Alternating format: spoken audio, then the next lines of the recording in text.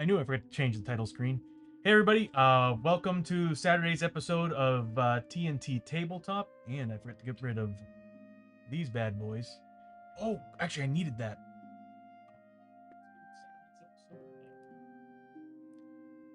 That was at 4, right? I will fix that here in a second.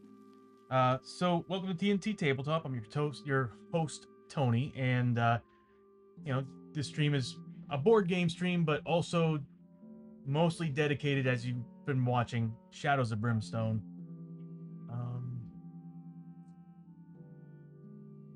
That's why I'm getting the echo. There we go. So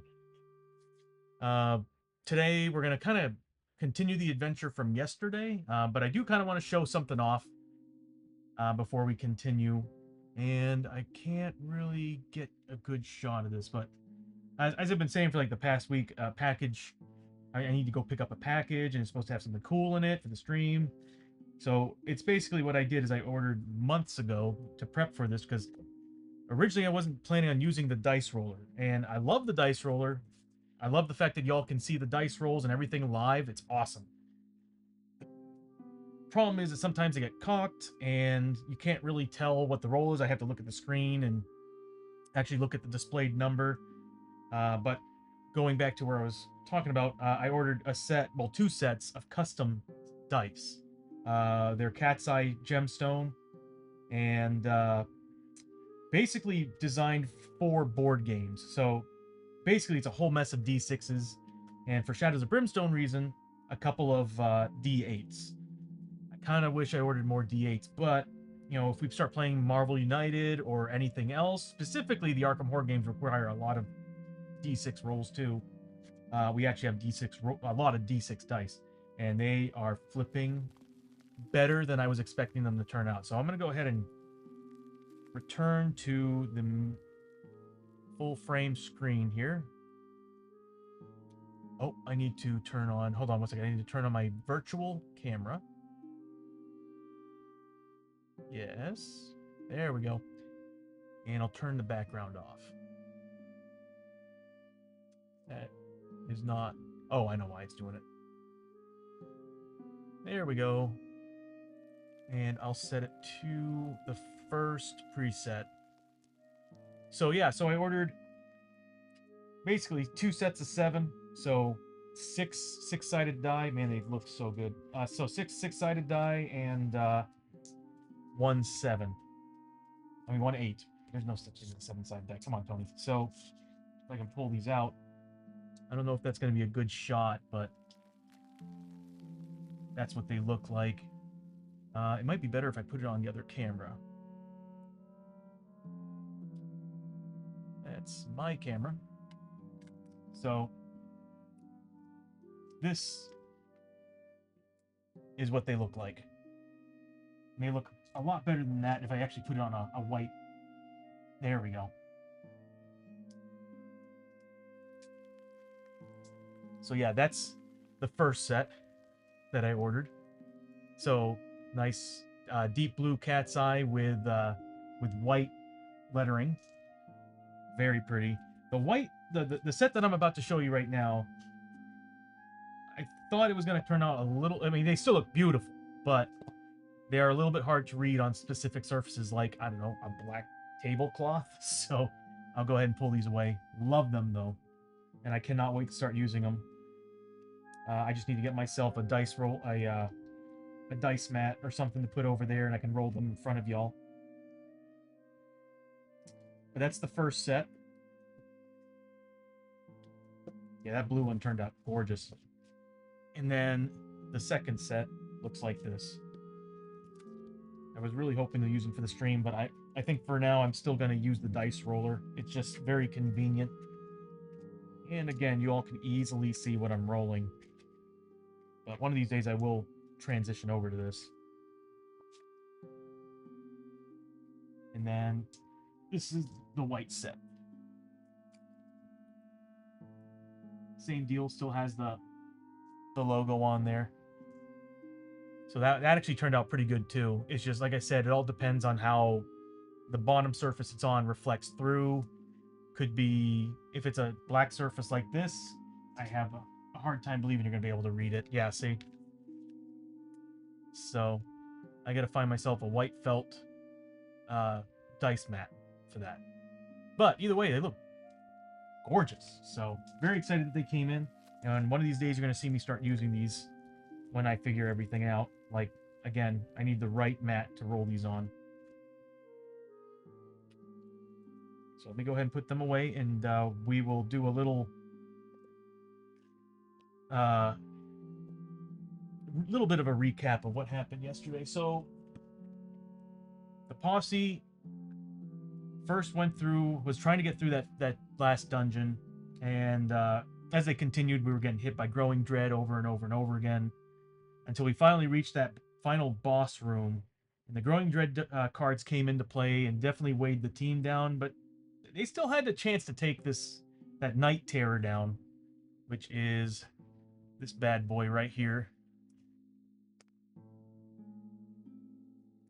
But they had the chance to take him down. I can't stay today, but I will leave my computer on and lurk. Cosmic, thank you so much. Either way, thank you so much for showing up, and thank you for lurking, definitely.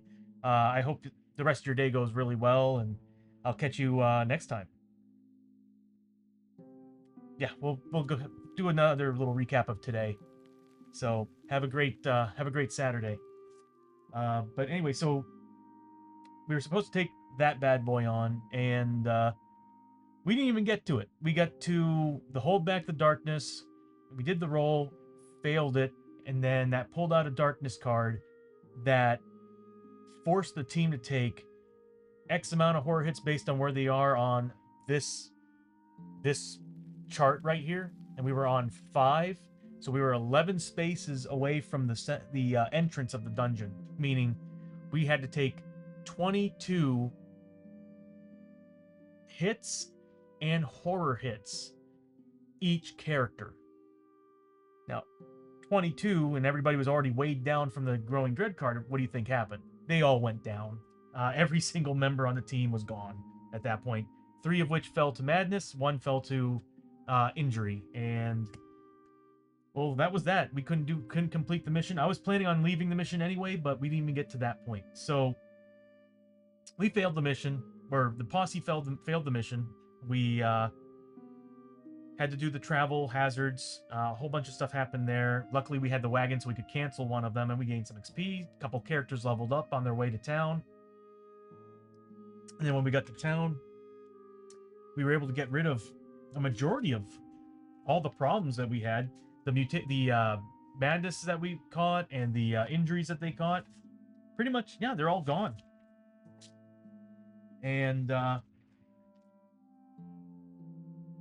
guessing that the what happened was that our failure caused the town to go crazy. You know, not go crazy, but like everybody now was buying up all the supplies they possibly could, and the price of everything skyrocketed by $100 a pop. So bandages went from $50 to $150. Wasn't going to spend $150 on bandages, not on whiskey, none of that. That's expensive, and I won't do it. So at the end of that day, there was no town. Some demonic force, in my opinion, it's probably the skeletons we're facing right now, the undead, came into town and destroyed it, killed all the villagers, all the townsfolk, and we barely managed to escape. And we now seek retribution. So we decided to go to the mine that we were told about, because at the beginning of the town stay, apparently there was a mine that we get more riches. Like we get $10 for every gold find we get. We get an additional dark stone for every dark stone find we get. And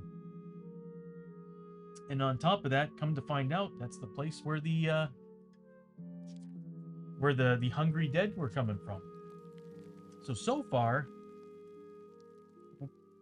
our mission is to find and destroy 8 of those eight of the corpse piles that we took on yesterday. So we took on 4, we destroyed 4, and we are now at the point where we are at a river crossing. Let me pull up that camera shot here. You can do it. There we go. So we're at a river crossing. Is it lagging? It sure is.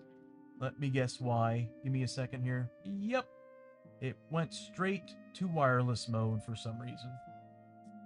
Now it should be better. Yeah.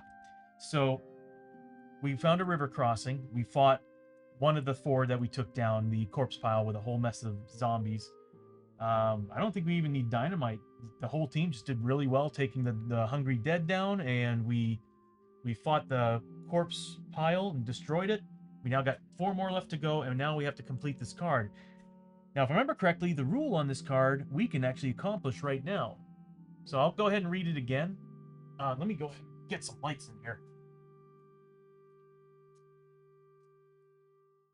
I need something to reflect off the surface of this. So the river crossing card does this. A raging river rolls by here, white water spitting up at you as it is dashed on the rocks.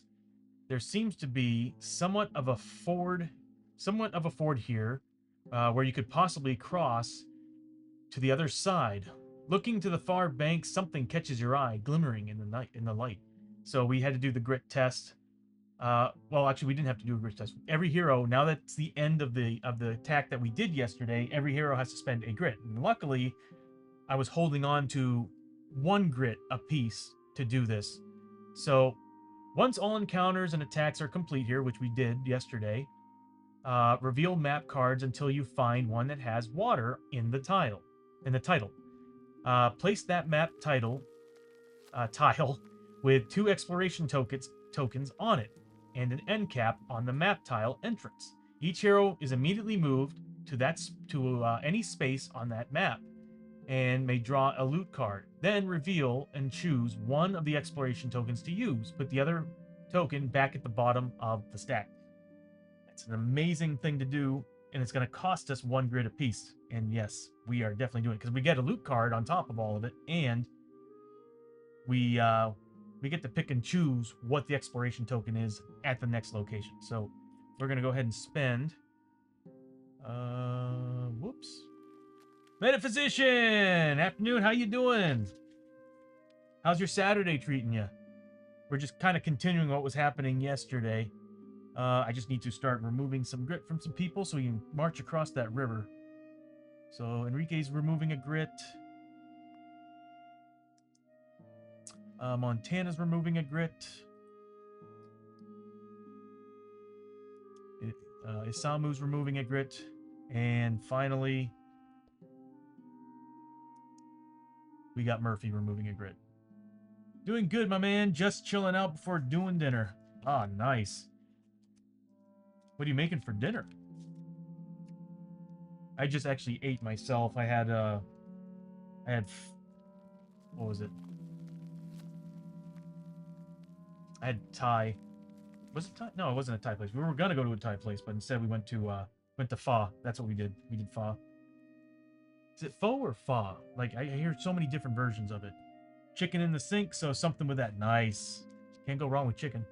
Trying out some games on TTS. Nice. I like Tabletop Simulator. It's really good. And finally put my board games on their shelf. Yeah, see, like, that's what I think, pho. And, like, I've had people come up and go, it's fa. And I'm like, whatever. I'm just, I see it. I see pho, and I'm going to just say pho. But, so we're going to do that river crossing card. We already spent the 1 grit apiece. Now we get 1 loot a pop. So let's see what the team gets. So first we'll start with Enrique. So because of all the things that we get here, it's pho, clarified by many Vietnamese people. I'm glad. My internet's actually doing all right today. That's a good thing. So we're getting +10 for the mine being a very enriched mine, and on top of that, we're getting, of course, Murphy's +25. So we're getting 35 added to this. So that's a solid what, 60? Yeah, we're getting 60 gold for Enrique. We're back to being rich again. And he needs 30 experience. He is super close to leveling. Next, we're going to have Montana. I had a great restaurant where I used to live called Pho Dai Nam. Really? See, we got a place down the street from here, and it's hit or miss. Like, there's days where the chicken's just too dry, and well, actually, that's right. We went to, could have sworn it was a pho. I think it's like a mix, because they do have like a whole bunch of different types of food in there. But I had their curry, and it usually is really, really good. But recently, every time I go there, their chicken is always dry. Could have sworn it was a pho place. It's not Vietnamese. I don't think it's Thai. But anyway, so Montana gets a gear card and 20 XP.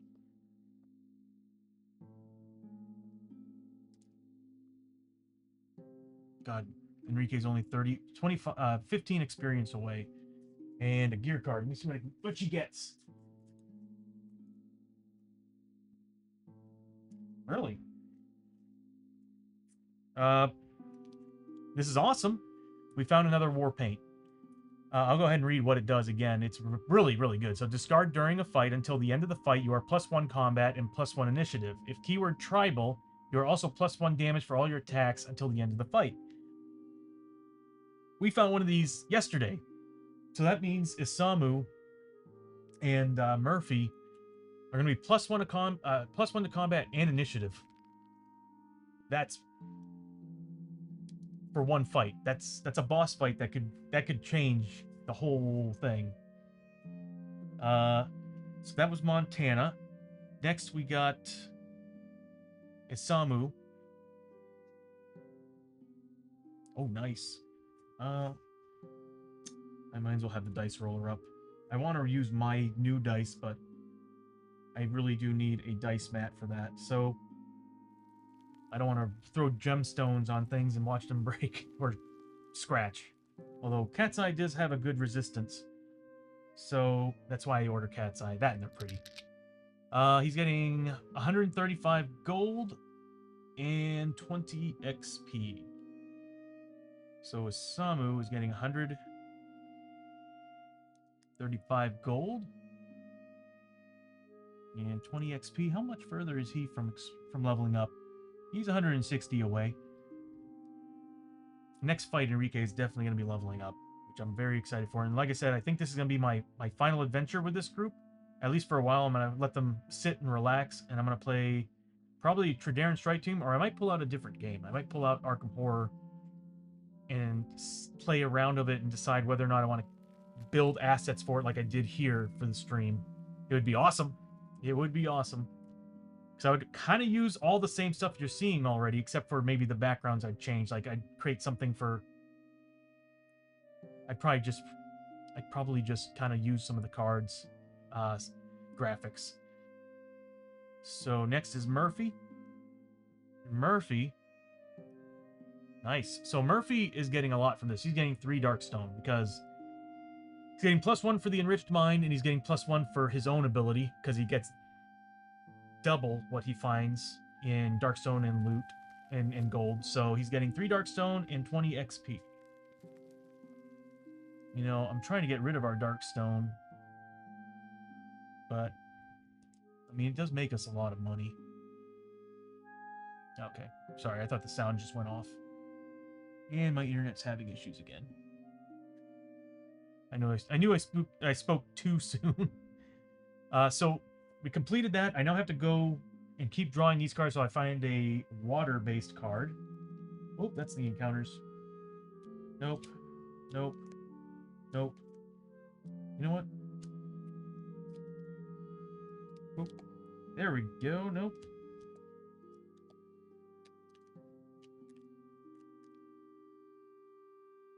There we go. Would that be it? There we go. White water. That says waterfall. It needs to be water alone. So I need to go dig out the white waterfall. The white water. Not white waterfall. Yeah, white water. I need to go find the white water tile. And then we're putting 2 tokens on it and deciding which one we want to keep. There's nothing wrong with getting an attack token, because if we find an attack token with a clue, that means we're getting basically... I think we're going to be getting roughly double of what we normally would be fighting, which would get us closer to finishing this mission and killing this outbreak of hungry undead. So let me go find that tile.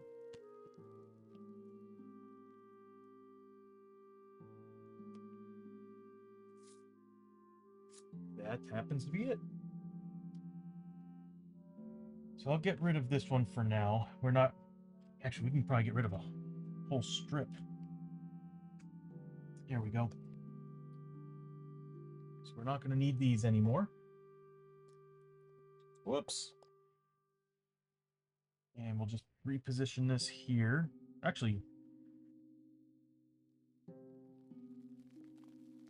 this thing is plugged in and it's lagging. Makes little to no sense to me. So, and we'll put this here to just kind of give the idea that that's where we crossed over to. So apparently we're allowed to be placed anywhere on that tile. Preferably, I'd prefer to be near one of the entrances so that we can do the combat and then leave. But either way, I guess we'd have to move into them because they're zombies and they're slow. So we'll just say that we all showed up. Oh yeah, actually, let me read that one more. Whoops, let me read that one more time. I gotta now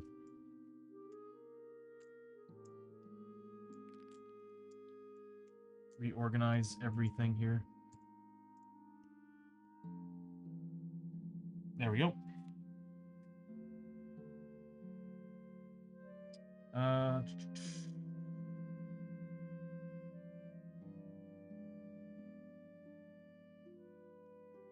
Place the map tile with two. Okay, those on there. Feature me is immediately moved to any space on the map tile. So, I mean, the smart thing would be to find a spot like this where I can protect. Like, there's part of me who wants to like play this out RPG style and be like, you know, we came from here, so obviously we'd be there. Yeah, you know what? I'm gonna do that. It just makes sense to me. I feel weird playing this strategically and go, well, you know what? We came from here. Nah, we came from here. Or what would be a good spot? Yeah, I think that's as good as any. So that's basically what it's gonna look like, and I'll try to match them up as best as possible. So this is the river. We crossed over, we found some loot, and now we're taking on some undead. I don't think this is this the book. I think this is the Night Terror book. Yeah.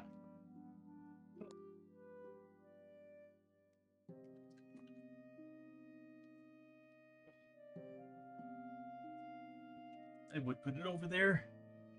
So we're taking on the undead, and I have to remember exactly what it is we have to build from. So the Night of the Dead. We do put an exploration token here. We finished the combat. We did all that. We left it to the hold back the darkness roll. I do remember that. And that also means we have to bring this down one. So we have to first do a hold back the darkness. Actually, no, we do have to build this first. But what I'll do is I'll do the hold back the darkness just to get over and done with. That's a double 4. Okay, we'll set up the battle and then we'll deal with the double 4. Do I have a die or anything I can use to kind of represent that? Because I'm going to forget what number I rolled. So, rolling doubles in Shadows of Brimstone when it comes to the hold back the darkness. Whenever you roll doubles, we have to do the depth event chart. The depth event chart sucks. So, that's what we're going to have to deal with. Depth event 4. So, I'll get to that after I finish placing. So, we do have the exploration. We had to flip it. Oh, actually, we get 2 of them. So we can either deal with an ambush attack, or we can deal with an encounter and a depth event. That would mean we'd have 2 depth events. I'd probably just rather deal with the ambush attack. They're only zombies. So let's see what we have to do here.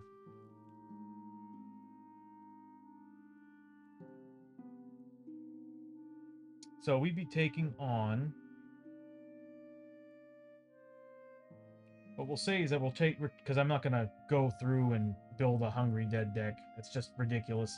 This is an older book, and the game has gotten huge since then. I'm not going through the entire threat deck. So we'll just say we double... Because of the attack, I'm going to choose ambush attack. I'm going to say we're doubling.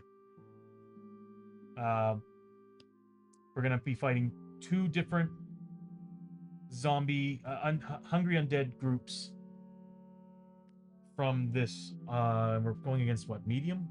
So,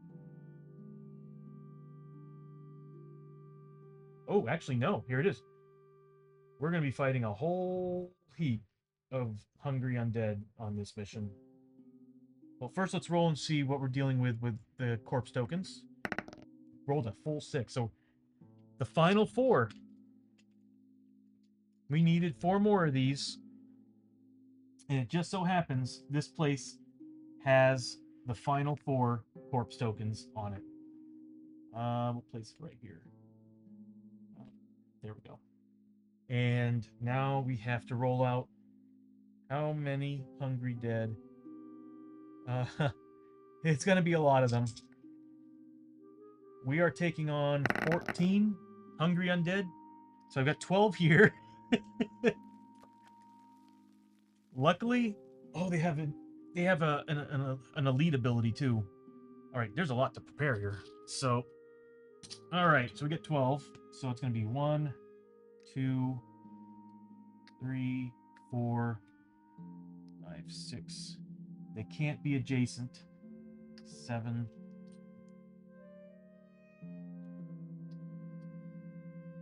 And we have to go back to the start. Right here. So that's what we're fighting. Oh, plus 2 more. I'm going to grab 2. I'm going to proxy 2 models.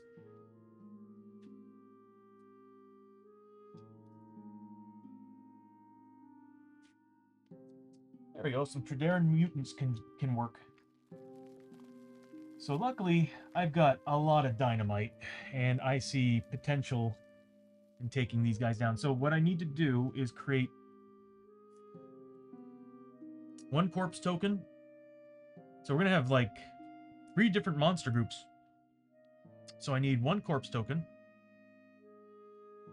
So corpse pile. And let's first roll on his elite ability, because we do have 2 members of this group who are rank 4. So we need an elite ability. They get 5, and 5 is Squirming Pile. Corpse piles now spawn new hungry dead on rolls of, I can't read it because of the chat. Hold on. Rolls of 3+, so no more 4+ on them. So let me give them that ability. They get elite ability. Whoops. They're still initiative 0, so we're good there. But they're now going from 3 to 5. This music's dragging me. We're actually about to pop into a fight, so I'm going to put the battle music on. And again, what you're hearing in the background is Sirenscape. Is that a little bit loud? That is a little bit loud. Give me 1 second to fix that. Of course, they put it at max volume. I might be able to bring that up a tad.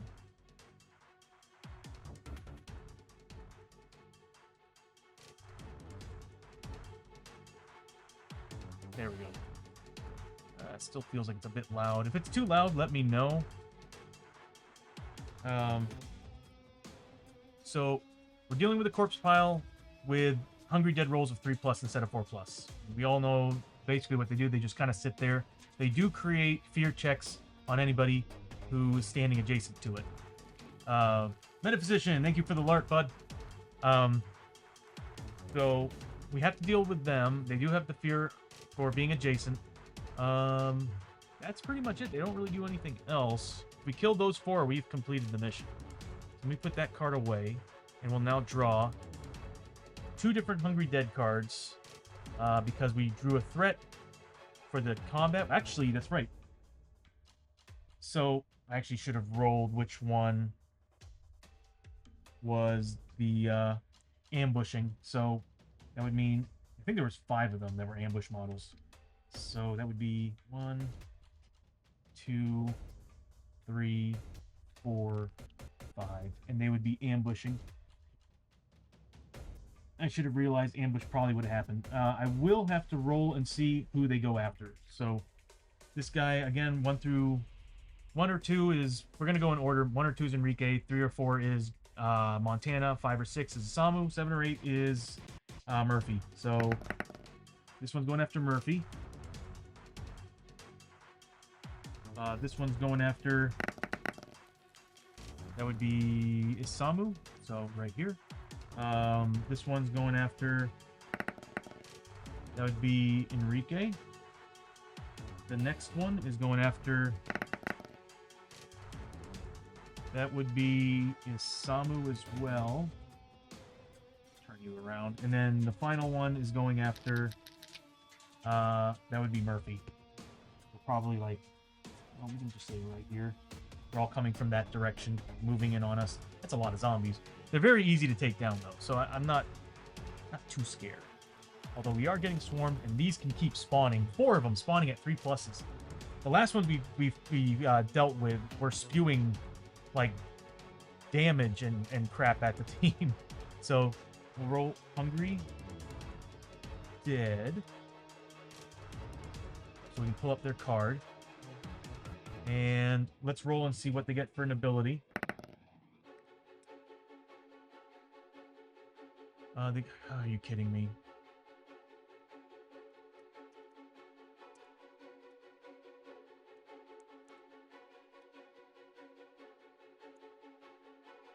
Goodbye. So they get a 5. They get the Stench of Death. Dang. That's the one we had last time, and that sucks. So all our hits on this tile, as long as there's undead or corpse piles, are now -1 on our rolls. So we have to crit. Dynamite is going to be the answer to this. Dynamite is going to be the answer to these problems. And we have, I think, several pieces of dynamite left over. Yeah, we got 3 pieces on Murphy. So I'm going to probably have Enrique just start lobbing them. Or actually, Montana. She's got a better range. And there's still initiative 1. And then the second group is going to have an ability as well. So that's them. And then one more Hungry Dead group. Hungry Dead. And they're getting... What are the odds? We're now -2. But you can't be any... Like, we have to roll crits from here on out. We have to roll crits. Except Dynamite will be... Again, Dynamite's kind of the answer. It just sucks that none of her hits are going to matter. Montana, she has to roll crits as well now. She has a better range, but she has to roll 6s. Wow.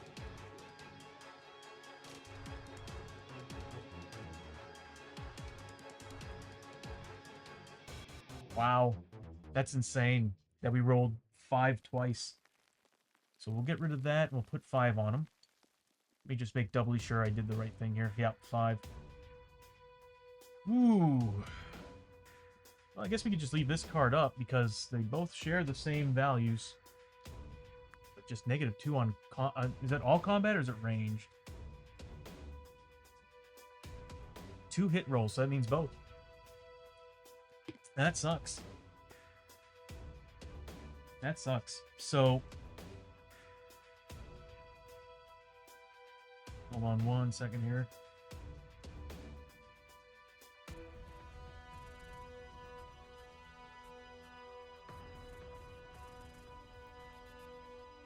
I do need to do this.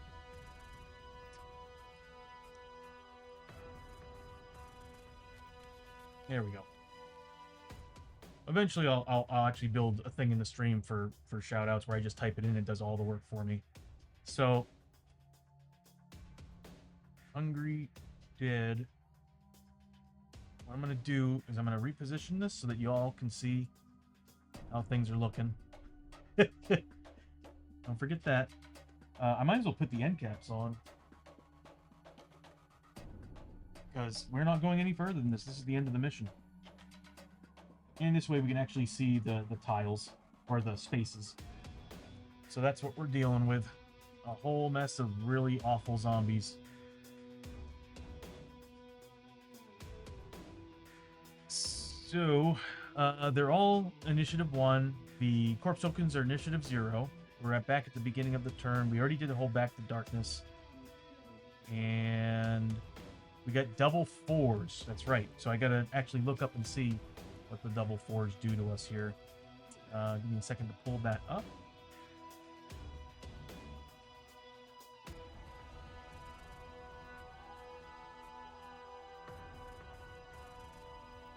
Okay.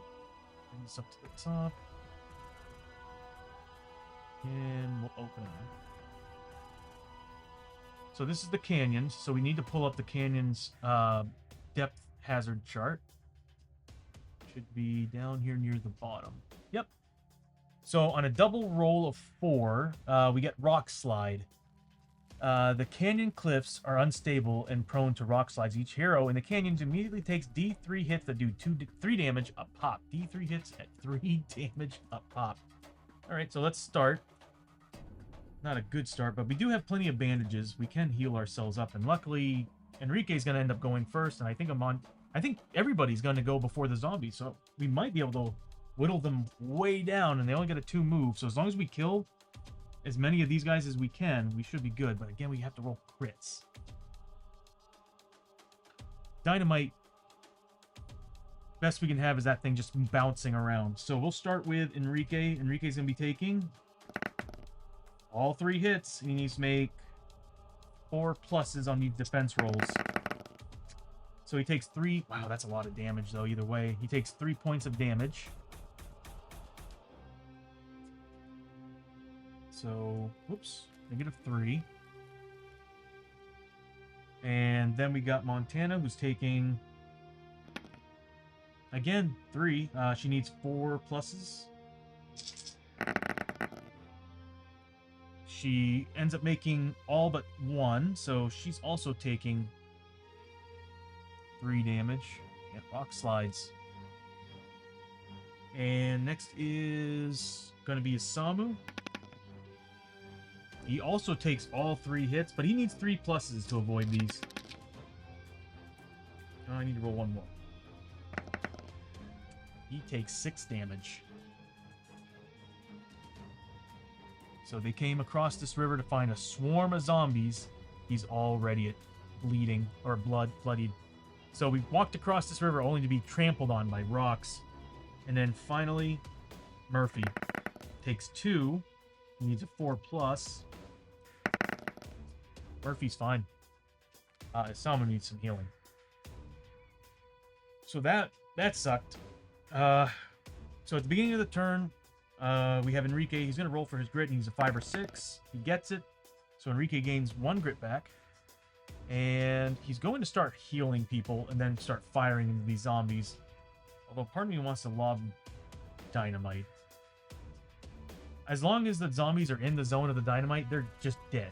They only have 1 health. Dynamite ignores defense. They have no rules ignoring explosive rules. So, first thing I'm going to have him do is start healing people, because this is not a good start. So he's got... Well, we've got plenty of... Oh, okay. So we've only got... Really? Okay, so we only got 5? 7. We got 7 bandages. Enrique's got 3, and I'm going to have him start spending them. So, Isamu's the first one that needs the heals. Everybody else seems to be doing all right, though. So, I'll just have him start spending. So, here's the first heal. The first heal of the game. Isamu gains 3 health. And for every point, Enrique is generating experience. So that's 3. Here's the next one. Another 3, so that's 6 wounds that's been healed. Total. So Isamu's getting another 3. And my minds will roll the last bandage he has. So those zombies are gonna get pretty nasty when they start attacking. Another 3. So another 3. So he got a total of 9 experience. And the good thing about this is just enough experience to level someone up. So what that means is that Enrique just healed somebody 9 times. So he just generated 9 times 5 experience, because when you heal in this game, you're also generating experience. So he's getting 45 experience for those heals. And that just so happens to bring Enrique into leveling. I'm going to pop that right now before we continue. Another beautiful thing about this game, at any point, if you are at level experience, you can just... Everything's paused, level up. Oh, get the big book of character creation out. Basically, the character creation Bible is what I like to call this thing. for Shadows of Brimstone. If you all haven't seen, that's 27 character classes with all their information, cards, you name it. It is an enormous book. I have it all scanned and it's on my Discord, so it's not in order though. I keep telling myself, fix the damn thing, and I got too many other things I keep adding to the stream. And I still have some bugs I gotta fix too. But let's see. Enrique is a bandito, so let's go to the bandito page. It actually should be one of the first pages. Yep, I think I put this in alphabetical order. So I'll pull the page out so y'all can see it. So this here is the character leveling up system. So first thing you do is once you level up, you roll 2 dice, add them together, and you get a free what they call the free upgrade for the next level. Then you go to the back and you go down the skill tree and you decide what you want to get for your character. He's level 4 now, so I'm on his 3rd upgrade. So let me roll 2d6 and we'll see what he gets for a bonus. He gets a 4. He's now +1 initiative permanently. So he went from a 4 to a 5. So he's now level 4. I rolled a 4 +1 initiative. And I'll go ahead and make that change here on his player sheet right here. He's now a 5. Correct? Because he's a 4 right now? Yeah, he's now a 5. That's awesome. Which means I need to increase the max initiative there. That's awesome. That is actually really awesome. We need that more. We need more initiative on this team. So that was it. That's actually all he gained from that. But that is still really a good bonus. I just love to give him some more sanity. And you can't grit roll those either. So the next thing we need to do is decide what upgrade I want to give him. So I've been pulling him down the path of, I think, Scoundrel. Yep. So I've been going down the Scoundrel list. So he's got Sinister Laugh, which anytime you kill an enemy, roll a d6. On a roll of 5 or 6, recover a grit. And he also got +1 max grit. Then I went to Twitch. Once per adventure, gain +4 initiative until the end of the turn, and +1 max grit, which I did not account for. He doesn't have anything removing it, does he? Apparently, I screwed up his character card. His max grit should be 4, not 3.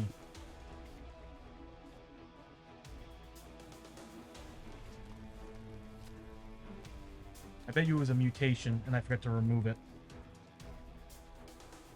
So, but anyway, so I've been going down, and the next thing was Twitch. Once per adventure, gain +4 initiative until the end of the turn, and +1 max grit. Next step down, if I want to go with it, is Lovable Scoundrel. You're getting double the XP listed on all loot and scavenge cards, and +1 spirit. That actually sounds really, really good. Getting double the XP. That's really nice to have. But there's also Barrage. Once per turn, use 1 grit to gain +1 shot with each one-handed gun you were firing this turn. That's pretty sweet. And if I go down the guns part, its to hit rolls will be a 4+ instead of a 5+. So I think I'm going to go with, man, I think I'm going to go with the double XP, Lovable Scoundrel. So I'm going to go with Lovable.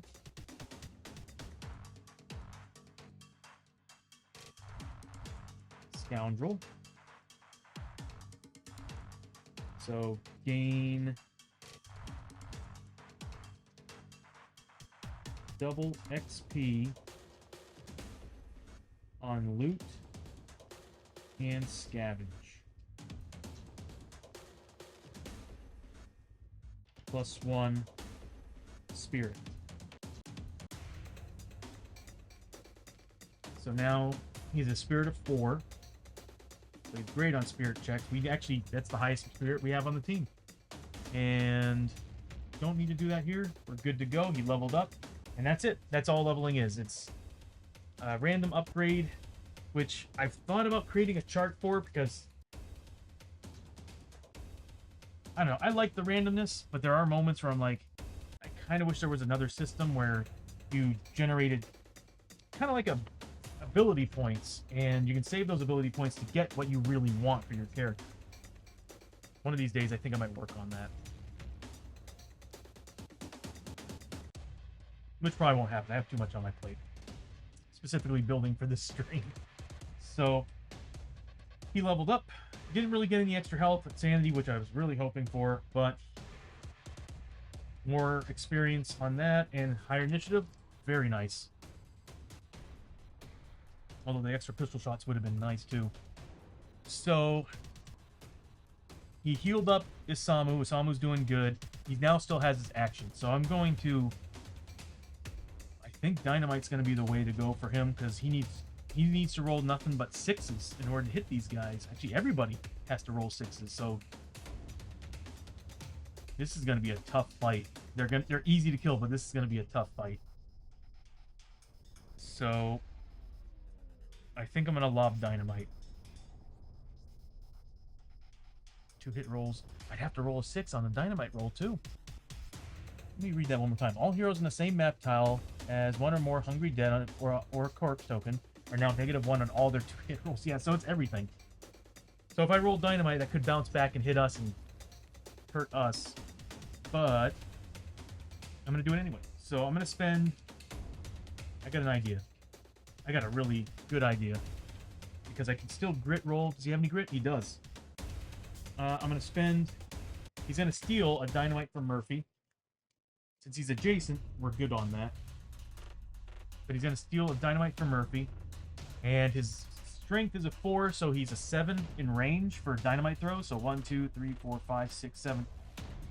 I'm thinking about putting the Dynamite probably right here. And if it bounces forward, it'll just bounce off the wall. But if I can destroy these... Well, we really need to get rid of these zombies. I'll probably try it for right here. This spot. I'll just put that token there to represent it. And, actually, I'll use the dice. So, we'll put it right there. That's what we're gunning for. What is wrong with my camera? So, that's going to be what we're targeting. Might be the cable, too. And I need to roll a d6 to see if I hit it. I could try to re-roll the miss, but I think I want to save that grit to re-roll the damage output. So let's see what happens. Yeah. Even on his regular 5+, it wouldn't have happened. So we now need to see how many times it deviates. So it's a d3. 3 times. And since it's coming from Enrique, it's going this direction. So this is how the roll works. Put it right here. So we have to roll a die, a d8, and the d8 tells us where it deviates to. This could be bad. So it goes to 4. So it goes here on top of this guy. Then it goes 4. So it goes here, getting these 3. And then it goes 2 here. So it's getting the corpse pile and these 2 guys. Now the Dynamite ignores defense. And if I roll the dice, no matter what, I'm going to roll a 1. These 2 guys are dead. But let's see what we do to the corpse pile. Hopefully it's a 6. That corpse pile's gone. So it's 1 down. I really don't need to... I was going to add it to this token right here, but now I'm thinking about it. These are the last 4 we need, so... So he gained... How much experience? He gained 20 from them. Whoops. Put that one away. And did 6 points of damage. So 30, 40, so 60 experience is what Enrique just gained from that Dynamite throw. That's pretty good.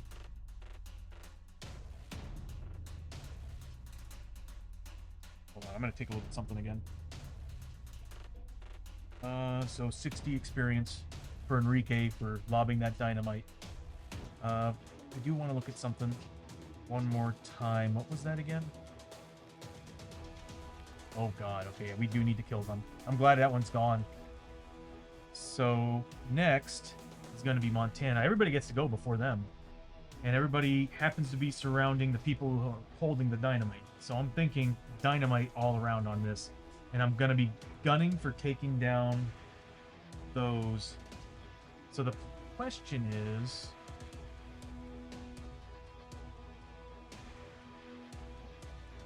with gun. Okay, so I can't use her iron concentration on dynamite throws.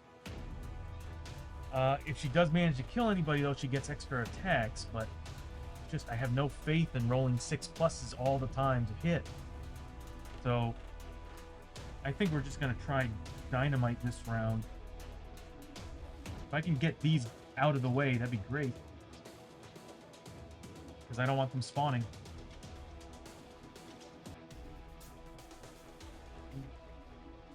Yeah.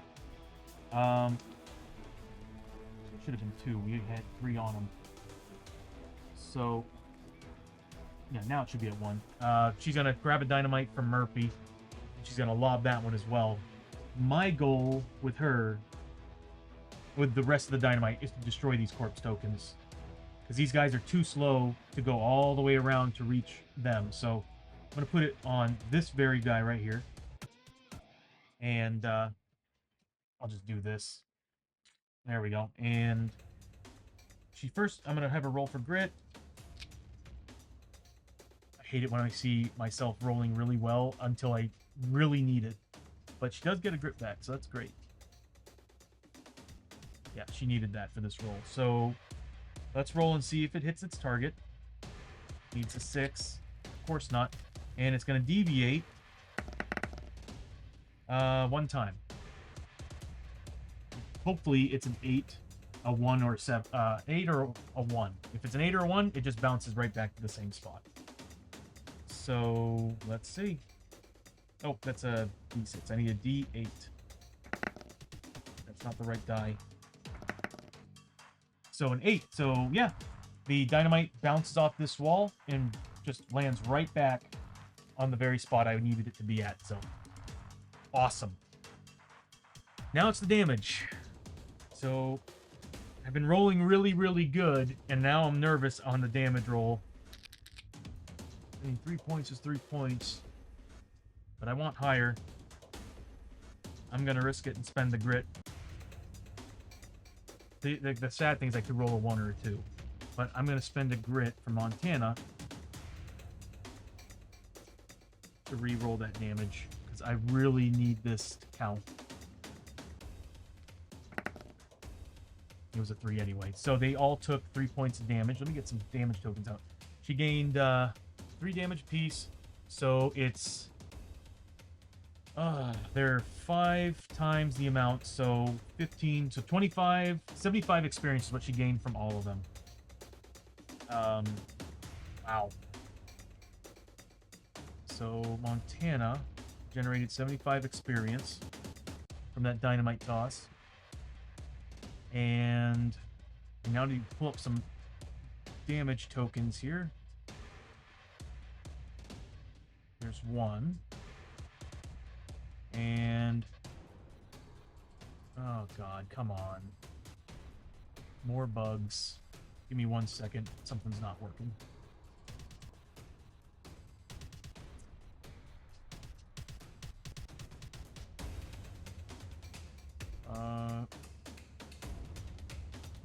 Tokens up. Should press this. There we go. So he's got 3 points of damage. And that's gonna be this guy. And do the same thing with them. Nope, I don't want bleeding. I want wounds. And also has 3 points of damage. And then finally, wounds. Wounds. I don't know why it's giving me grief.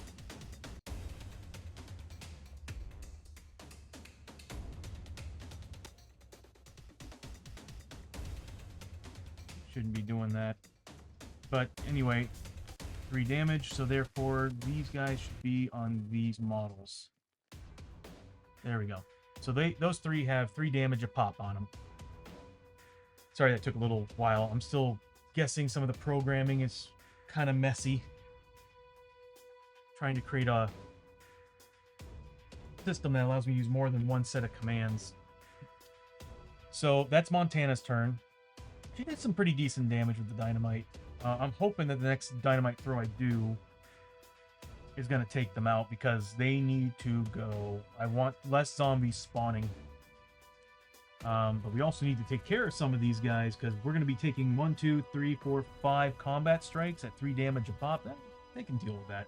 It's the problem I'm having is with those corpse piles, and this dynamite's going to help us. Which reminds me, I should be dropping down the initiative order. Luckily, they're initiative 1. So we're down to Isamu and Murphy. Isamu's going to go first. He's going to do the same thing. He's going to... Actually, how's his range compared to Murphy? They're both the same? Yeah. So Isamu's going to grab that final piece of dynamite from Murphy, and he's going to put it on the very same spot right there underneath this guy. And first I'm going to have him roll for grit, see if he gets it back. Nope, he does not. Does he have one left? Does not. So it's whatever I roll at this point. So he needs a 5 plus... No, 6. That's right, because of the rules. He needs a 6 in order to actually hit that spot. Doesn't get it, so it's going to deviate 2 times. Same rules. We're using the deviation chart. If it's a 1 or 8, it's just going to bounce back to the spot. Everything else, it's moving that direction. So let's see where it goes. It's going to go 5. So it's now here. Oh no, it's going towards where there's nothing. And next, its final deviation point. Once again, 5. So here, it's hitting these 2. Wow. For real. Isamu, what the hell, bro? So it's hitting these 2 targets. It would do, the minimum damage would be 1. I mean, the minimum damage would be 1 and ignoring defense, so these guys are dead. So he's getting 20 XP for that. That was a fail. Oh, that's disappointing. So we're kind of in trouble unless I can get Murphy over there to destroy those 2, and I'm half tempted to. It would also divide these zombies to go that direction, and they're slow.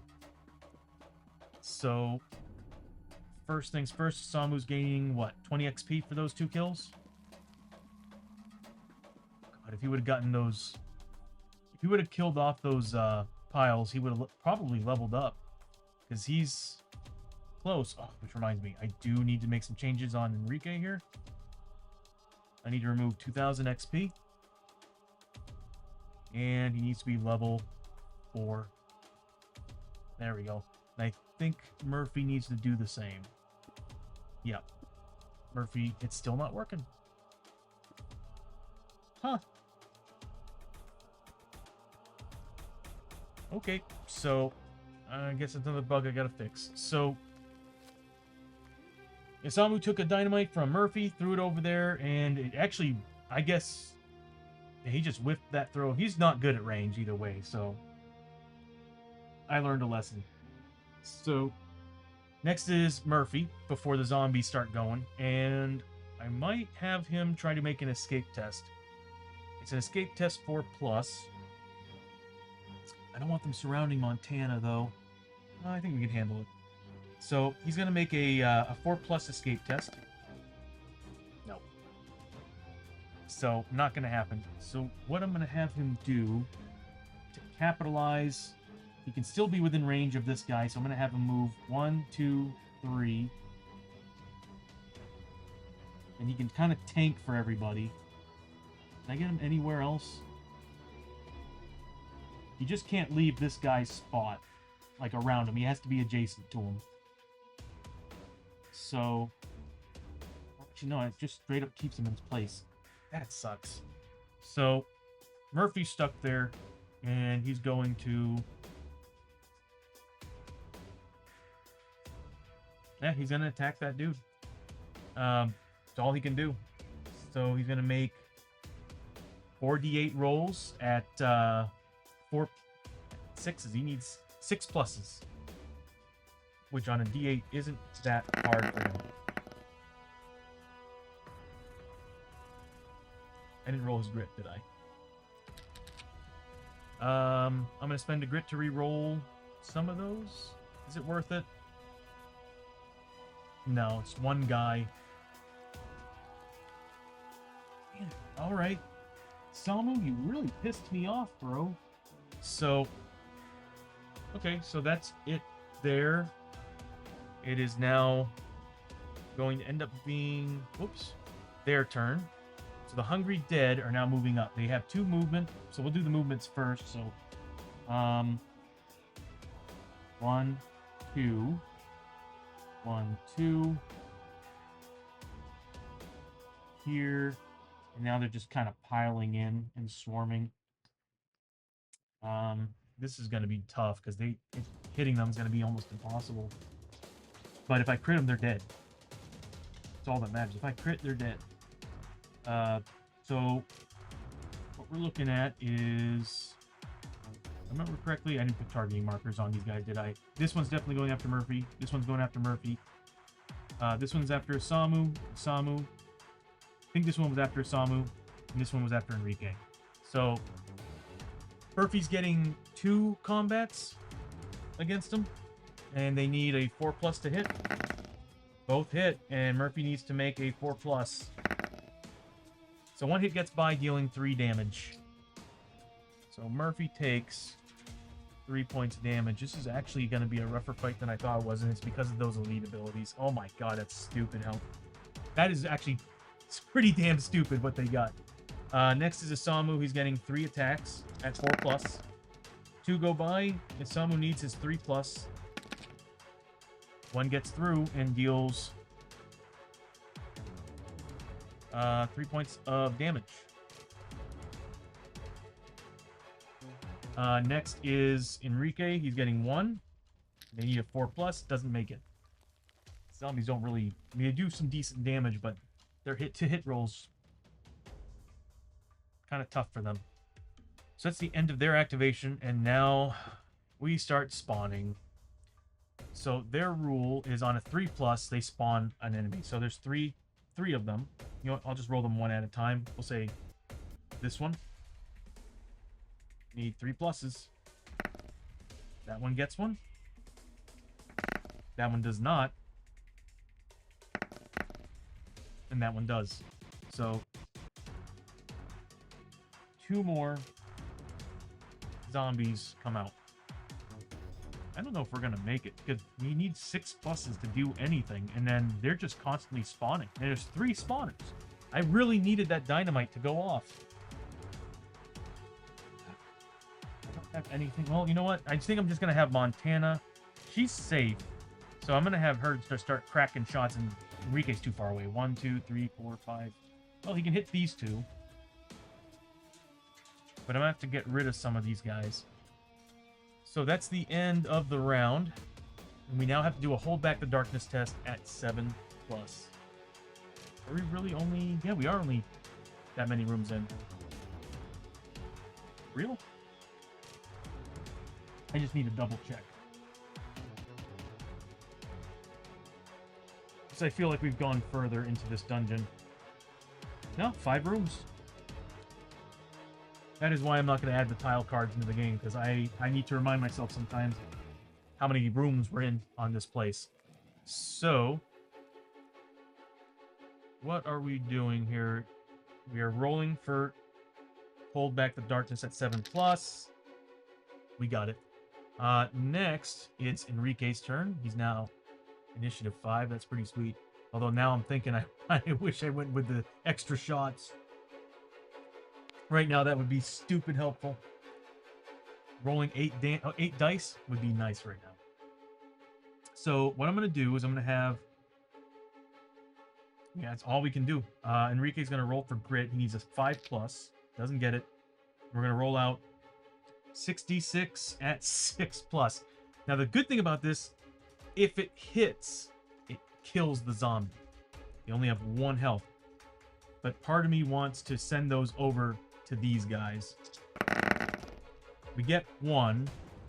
And he does have a grit, so I'm going to spend the grit to re-roll some of them. So from Enrique, I'm going to remove 1 grit. And I'm going to roll 5 of those dice. So 1 critical, got through 4 crits. Hell yeah, Enrique. So if I kill these 2 guys, he's free. So there's that. And now I get 2 shots I can put on these 2 targets. So I think I'm going to do that. They don't get their defense. We get the monster card here. Which one's up there? So what I need to do, they have 3 damage. As long as I get 3 pluses, they're dead. Yeah, we don't have to worry about their fear rules. Did the zombies have fear? Hold on a second. They did. I need to make those fear checks. Forgot to do the fear checks. So, which would mean a Samu, we still need 6 pluses to hit. So let me go ahead and do these first. So here's on the first one. I need a 3+ to destroy it. Gotta be kidding me. Okay, that's token number 1.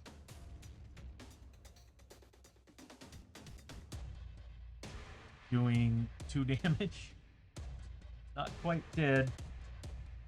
I'm half tempted to spend the point to kill it. Yeah, I'm gonna spend that critical to kill it. I want to guarantee it's dead, so it only had 1 health on it though. Oh well. So he just generated, let's see, 20 and then 15, so 35 experience is what Enrique just generated. And we can get rid of the number 1. Yeah. And we generated 35 experience for Enrique.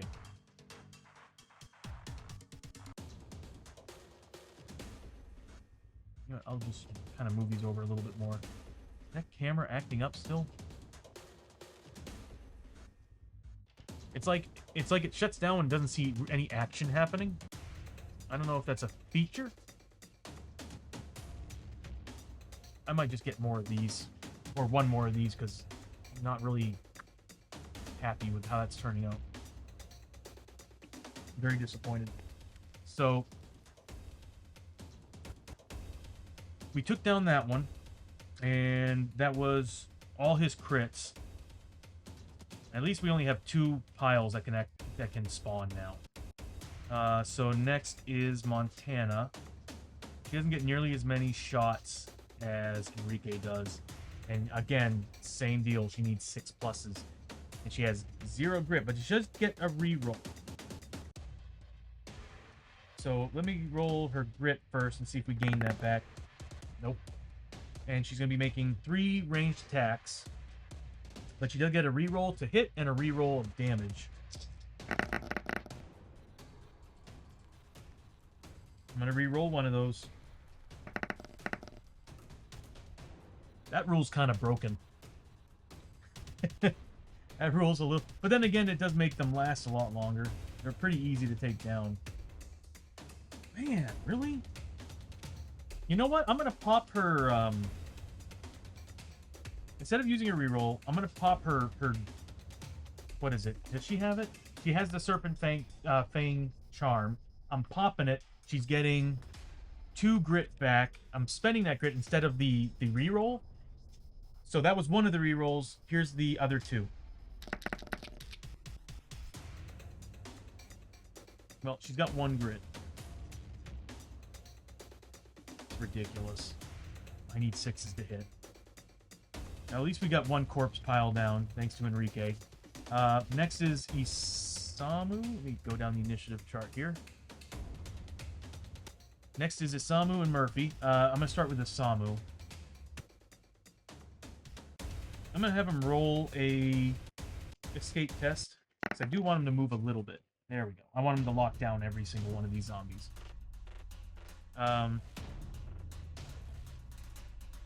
And yeah, all 5 of those zombies are now locked in on him. He's going to... Oh boy. I don't think he really has anything for hit. He has to roll 6s. But at least he's a decent tank. How much health does he have? 16? And he's doing alright. So, he doesn't really get anything. He gets a lot of damage. Doesn't really need the damage, though. He needs more hits than damage.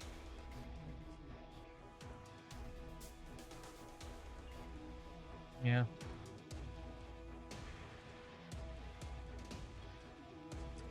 But he does get spirit armor. Oh, that reminds me. Before we do that, people needed to make fear checks at the beginning of their turn. Enrique needed to make one. It was a 5+. He didn't get it. So Enrique would have taken 1 point. Sorry, this should have happened last turn and this turn. So here's the one for this turn. Enrique didn't make either one, so he would have taken 2 points of horror damage. Or sanity damage. Montana wasn't next to... Oh, she was next to someone. So she would have taken both turns. Forgot these guys have fear. She would have passed one, failed the other, so she would have taken 1 sanity. Murphy and Isamu. Isamu's about to go, but Murphy last turn should have taken 1, 2, 3. At 5+. He failed one, passed the other 2. So he would have taken 2 points of sanity. And then Isamu now starting. He would take 4 horror hits. He needs 5+ against. He fails all of them, but he gets his armor. He gets spirit armor. He saved one. The other 3 hurt him. These guys are going to kill us on sanity alone. Good God. I didn't know zombies were going to be this bad. I can't kill them. And all they're doing is putting the fear into my team. This is why I like keeping a lot of dynamite. So, Isamu, again, because he had those 3 around him. No, 4 around him. He would have passed it. So now, at the beginning of this turn, he's taking 2. He passes one, fails the other.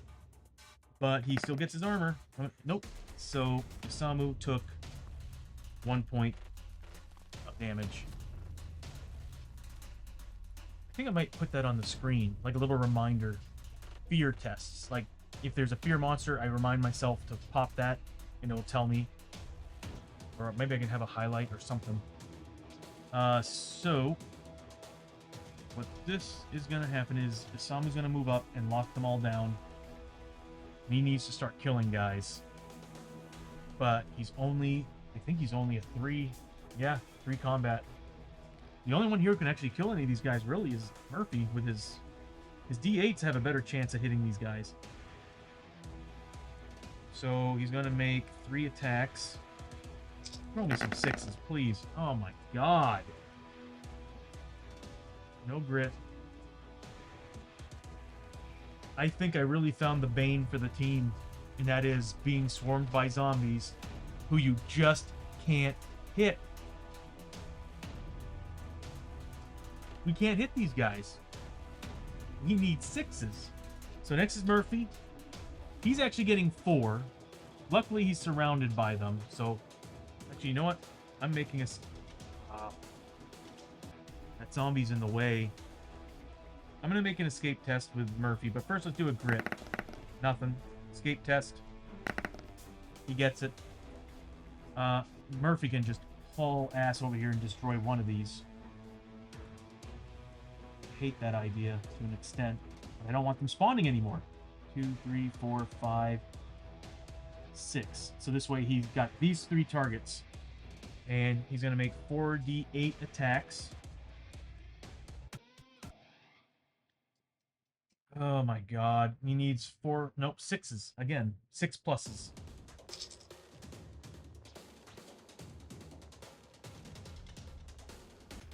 Oh, okay. So one of them does go through, and it happens to be a crit. And I'm going to figure that out here in a second. But first I'm going to have Murphy pop one of his grit.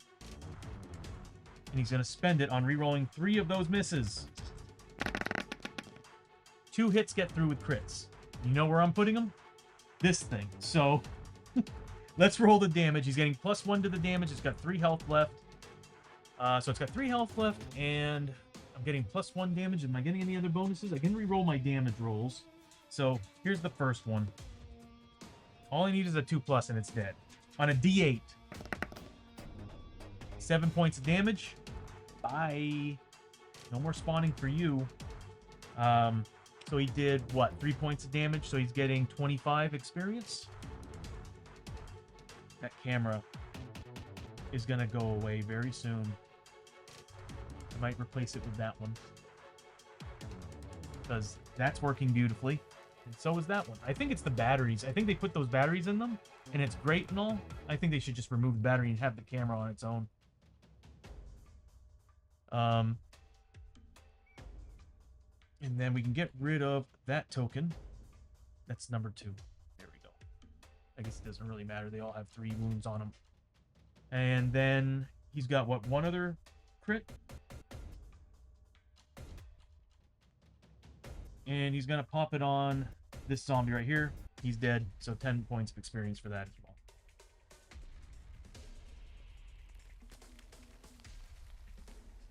Really need people to start hitting these guys, but at least we only have 1 spawn pool. Could you imagine if there were still 4 spawn pools in this? With 3+ on zombie spawn? Things are awful. Elite abilities, I swear, they're the worst. No, the worst is Growing Grit, which luckily we didn't run into. So, it's now the end of the round, and the zombies get to go next. We put that card away. Again, what's their rule? Oh, yeah. It's affecting us. So, what are we going to do? These guys are still going after Murphy. So they just kind of turn around and go here. He's obviously going after Murphy. He's within range and easy to get after. These 3 are still going after Murphy. These 2 need to decide who they're chasing. I mean, they're going after Isamu. These 2 need to decide who they're chasing. So let's roll a D8. Because they can reach just about anybody. Yeah. This one is going to go after... that'd be Murphy. And this one, it's going to be one of these 3. So, again, initiative order 1 to 2, 3, 4, 5, and 6. He's going after... Oh, he actually can't go after Montana. So we'll say a 1, 2, or 3, 4, 5, and 6. He's moving in and going after Enrique. So Montana is free. Actually, hold on. I just remembered something. Actually, since he moved away, they would actually go after the closest target. He would turn on Montana or... No one would still go there. He's turning on either Isamu or Montana. So Montana. So he's after Montana, Enrique, and these 3 are going after... Well, these 3 are going after Isamu. 4 are after oh my god, Murphy. So we'll start with Enrique. Enrique's getting 1 hit. And does it go through? He needs a 4+. Nope, does not. Then Montana. Attack goes through. She needs a 4+. She evades it. Isamu, he's getting 3 attacks on himself. They need 4+. 1 gets through. He needs a 3+ to avoid it. He gets it. 4 against Murphy. 2 gets through. Murphy needs to make 4+ saves against them. Does not. So that's 6 points of damage on Murphy.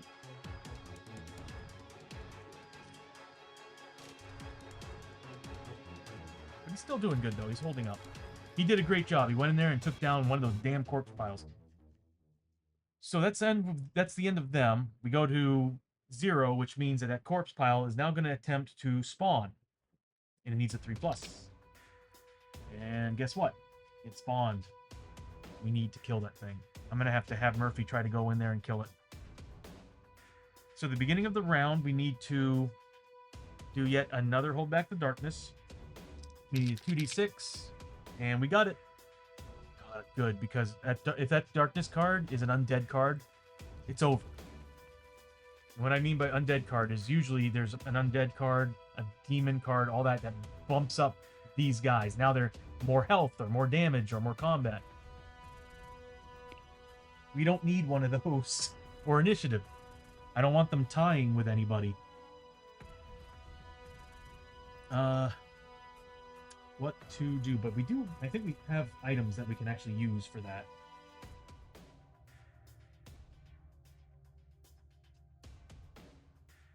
We already used the Keeper's Eye.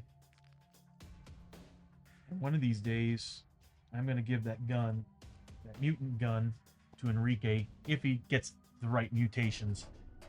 If he gets another arm, he's getting it. I'm beginning to regret getting rid of his tentacle mustache. So at the beginning of the round, we have Enrique. He's getting... First, let's roll for his grit. Doesn't get it, but he does get 6 shots. So 6d6. And he doesn't have any more grit, so... Here we go. He does get 1 crit. He's not free of the target.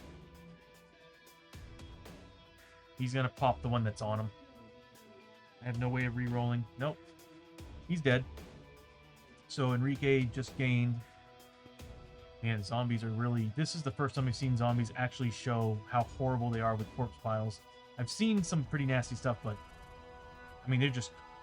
Luckily, I'm deciding to kill the corpse piles first, because this could get really bad.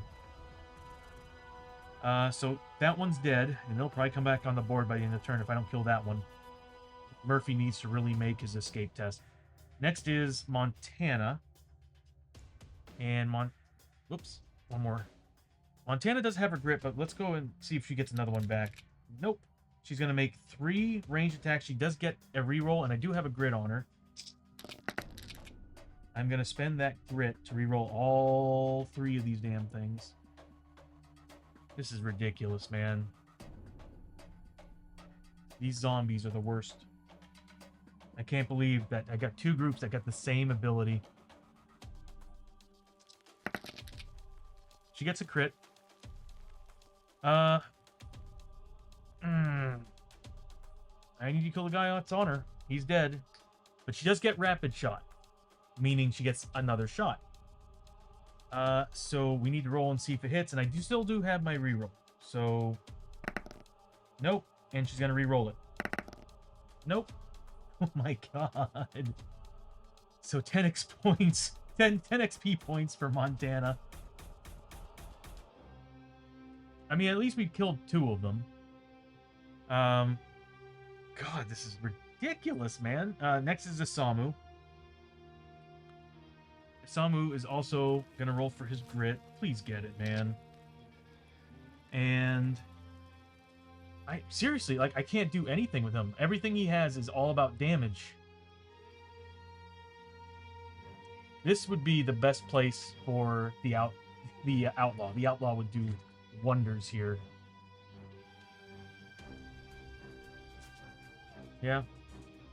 I can't re-roll. I don't have no re-rolls. Everything I have is just straight damage.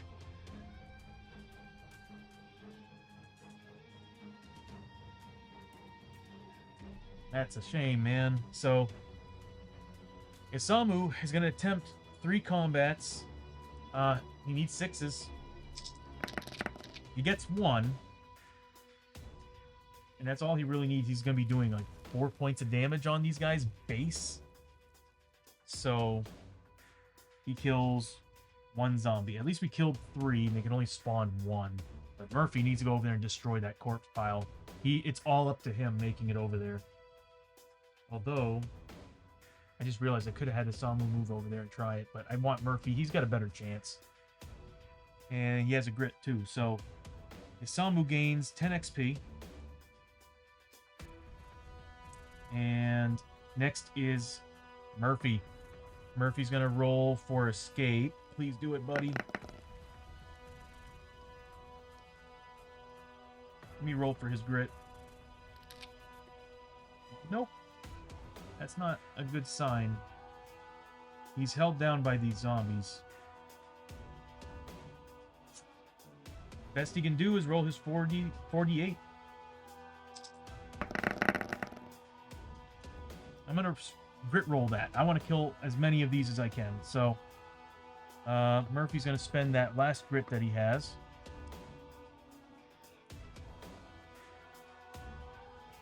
He doesn't have anything that adds any extra attacks, does he? No. Yeah, all he can do is re-roll his damage die. That's it. That's all he can do. So he's going to re-roll 3d8. That's 2 more crits. So that means 3 zombies are dead. He's got 3 experience from that. 30 experience from that. Good job, buddy. I have nothing. I have no free attacks. No, nothing. Nope.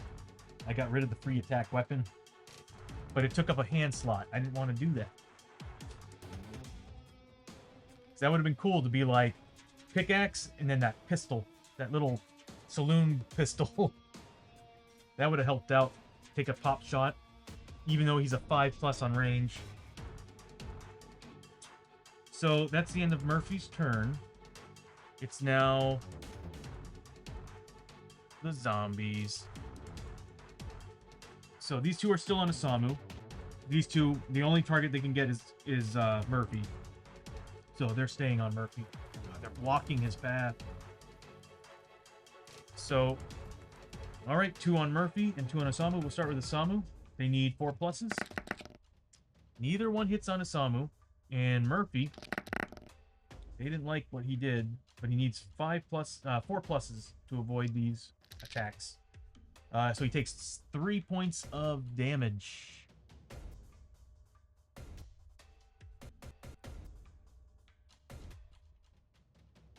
They're weighing him down. He's still stout.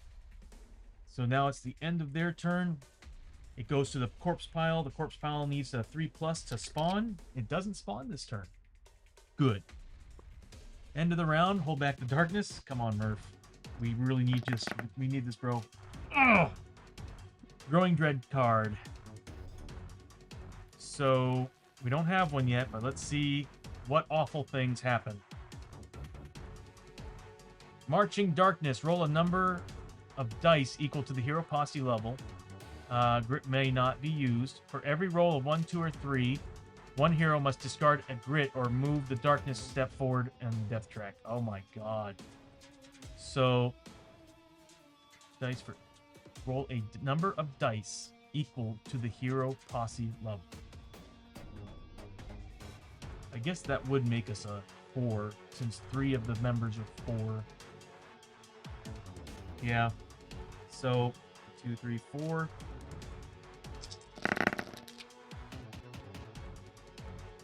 On a 1, 2, or 3, must discard a grit or move the darkness.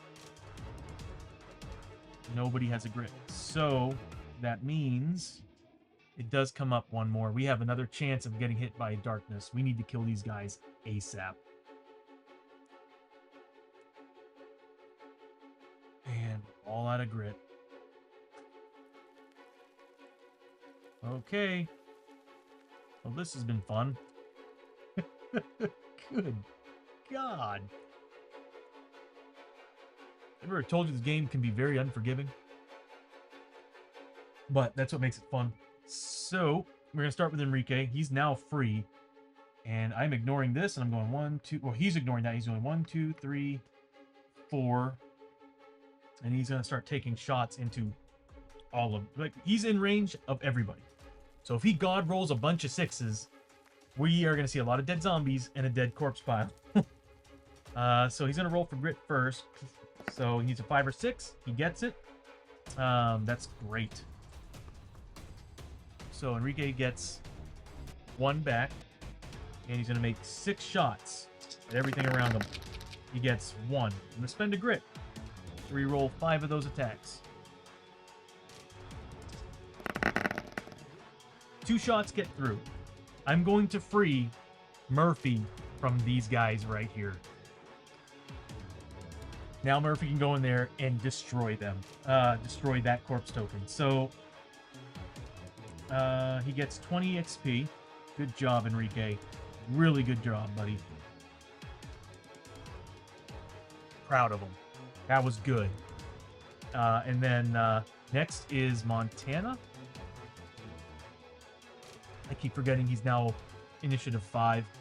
I'm used to him being 4. So Montana's going to go first, go next, and she's going to get a grit. Funny how I'm getting them now. And she's going to make 3 attacks with her rifle at 6+. She's going to spend that grit.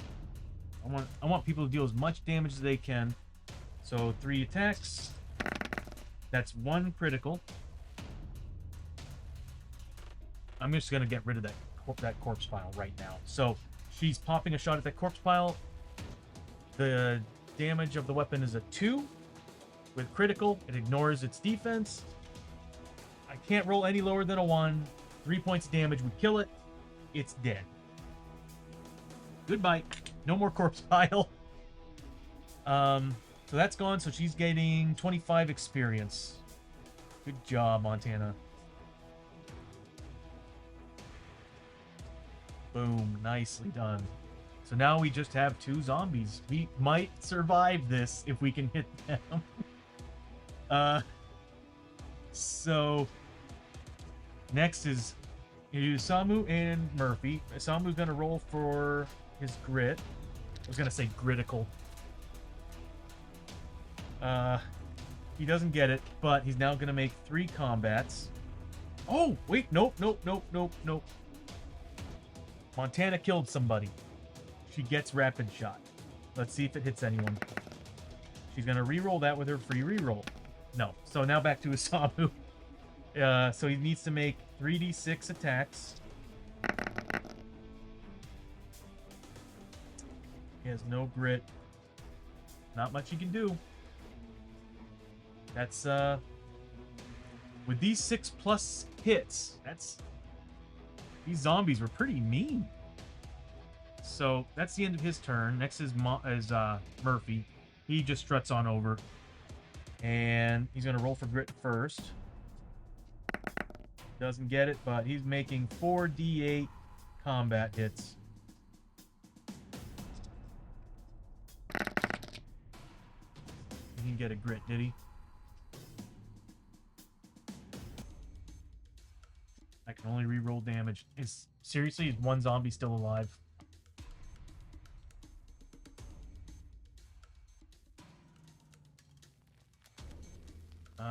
Nope, that wouldn't do anything. He hasn't been hitting anybody, so he's not getting any experience. Yeah, 1 zombie died. That's all he could do. Murphy killed 1 zombie. And he generated 10 XP. Okay, we should be able to kill this guy next turn. If we don't, I'm going to throw a chair. So...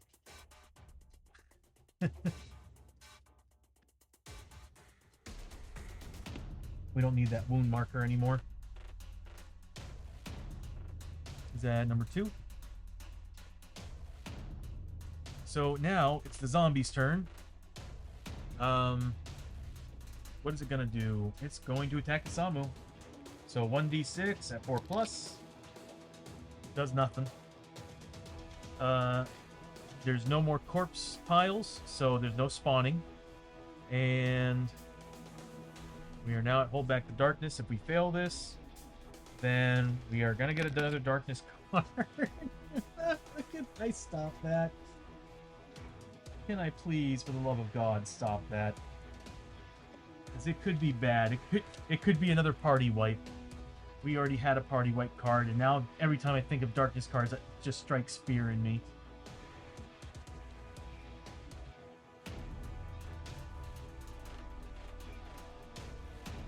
We already used the Norse traveling pants. We didn't do the Damn Man's dice.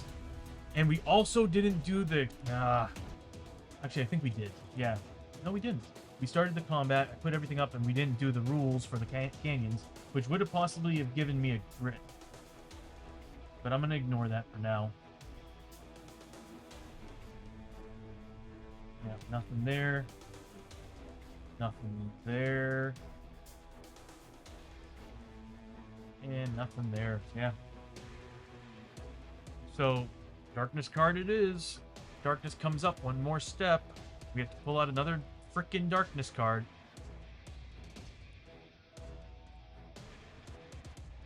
Anytime a hero takes one or more wounds from demon enemies during a turn, they also take one corruption. It doesn't really do anything for us.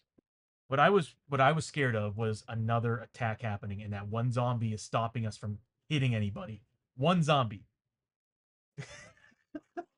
One zombie. So that's the end of the dark of that phase. We got the darkness card out. It's not really going to affect us unless another spawn happens and we get demons or something. Uh, so next up is Enrique. Enrique's had enough. He's turning around, popping. First, let's see if he gets his grit. Nope. And he's popping 6 rounds into that zombie, and he kills it. No matter what, I would have rolled a 1, and the critical would have avoided his defense. Oh, so victory.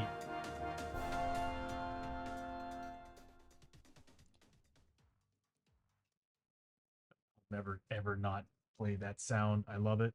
I love it so much. Every time I hear it,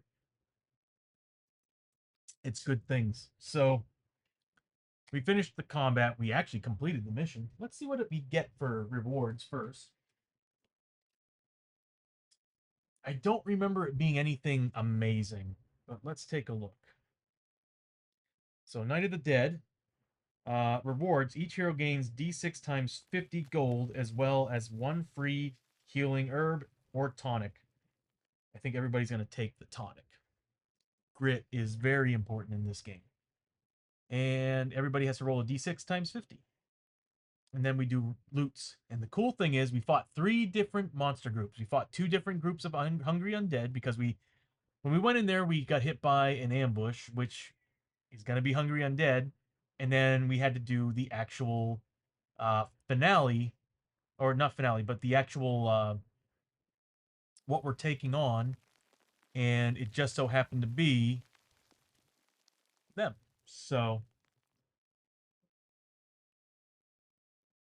right? Yeah. I'm thinking there's another mission I'm thinking of that we failed at. But this is the one where we have to actually just take down 8 of them, 8 of those corpse piles, which we took down 4 this time. We already took down 4. We won. We did it. Um, so we got 3 loots that we have to dish out as well on top of all this. If Isamu doesn't level up, I'm gonna be upset. But Enrique gets double the XP that he gets from loot cards and scavenge. That's pretty awesome. So yeah, that could be 100. That could be up to, with 3 loot cards, it could be a lot. So let's begin with the tonics. Everybody's getting a tonic. That's another thing I would like to add is actual.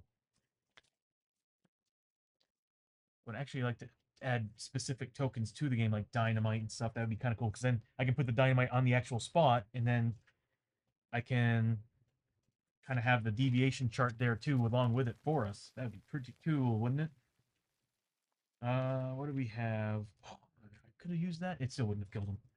I forgot that we had that dynamite upgrade that I could have used, and Enrique's the one that actually happened to have it, but it still would have only added 2 damage. That all the corpse tokens still would have been alive. So let's see what we're getting. We're getting a tonic per player. Hold one. Who is this? Samu, you had a tonic this whole time, buddy. And Montana gets one. And then finally, Enrique gets one. That's basically a free grit. You pop that at any point, any time, and it's a free grit. On your turn, that is. We never really said when you can use your tokens in the book, but generally everybody, even online, says on your turn. except for dynamite. Dynamite specifically says you only pop it once. Everything else, if you need more, do it. Just has to be on that player's turn, or an adjacent player could be pulling it off of them. Next is D6 times 50 gold, and because we're getting that, no, that's from scavenge and loot cards, so it's just D6 times 50. So here's for, we'll start with Enrique. Enrique's gaining 50 gold.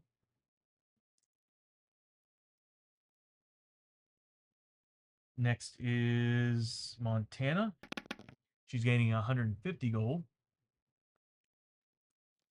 Ms. Moneybags. And then we also have Samu's gaining 300 gold.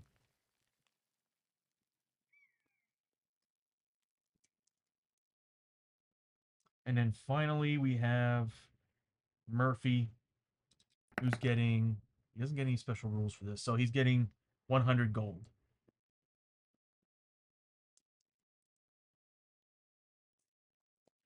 And now that it's all over, we still have, everybody's gaining. Okay, we'll finish that after the loots, because at this point everybody's back up to full strength plus 1 grit. And you know what, I might as well just do it. I really need to put that in the system. End of stay refresh. So we'll just do this, get everybody back up to maximum, and 1 grit. Oh,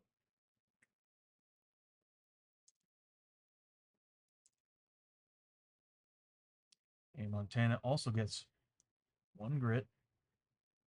Then we have Isamu,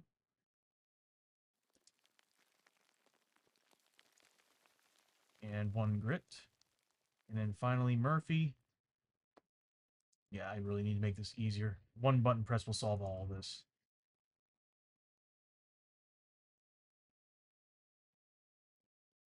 I need to add more to his health.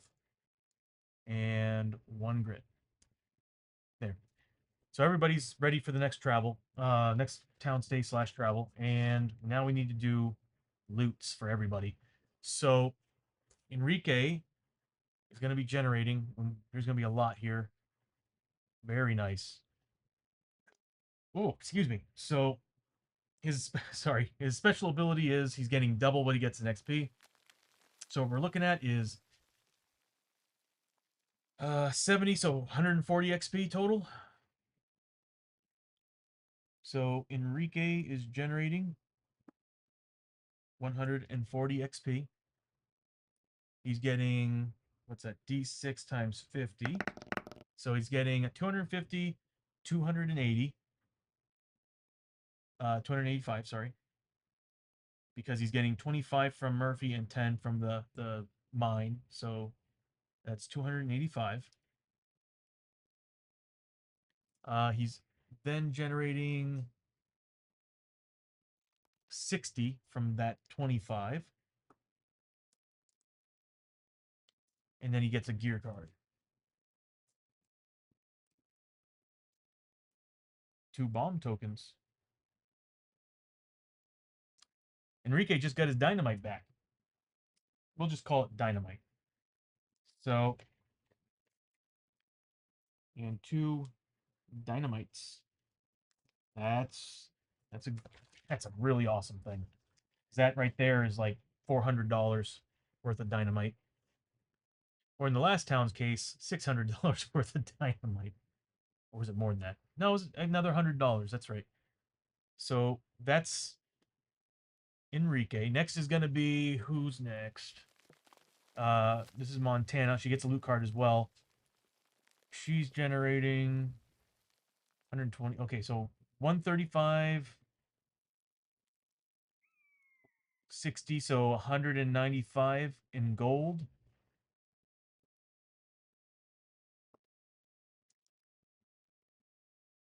And she's getting 70 experience. And she also gets a gear card. She gets the Earth Emblem. Use 3 Darkstone to attach to any item once per turn. You may reroll one of your defense rolls. That's pretty sweet. Takes up 1 slot. And I think I might actually have a slot to put that in. Yeah, I got gear I can put that into. And that's Montana. Next is Samu. Very nice. So he's getting 60 experience. Not hearing any sounds whatsoever. That's okay. He's getting 60 experience.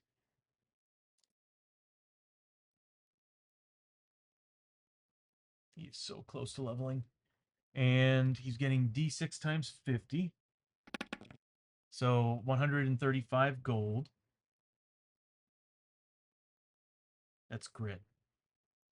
Sorry, we do that. So 135 gold. And a gear card and an artifact card from the Canyons.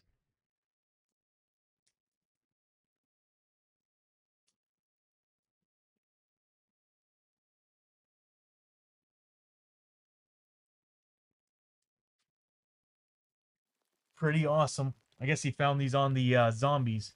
He found a lucky hat, so it increases your luck, but also once per adventure, reroll any 1 die. That's pretty slick. Bandit's Duster. +1 move, +1 initiative. I think I know who needs this. Your name is Montana. Once per turn, spend 25 bucks to prevent a wound you are about to take. And it's got upgrades, 3 upgrade slots. So let me see if Montana can wear that. She might actually be at max, but it depends on what her strength is. So she can carry 8 items. 1, 2, 3,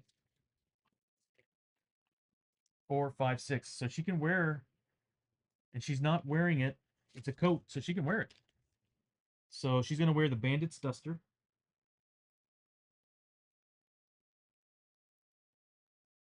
Because that's pretty damn good.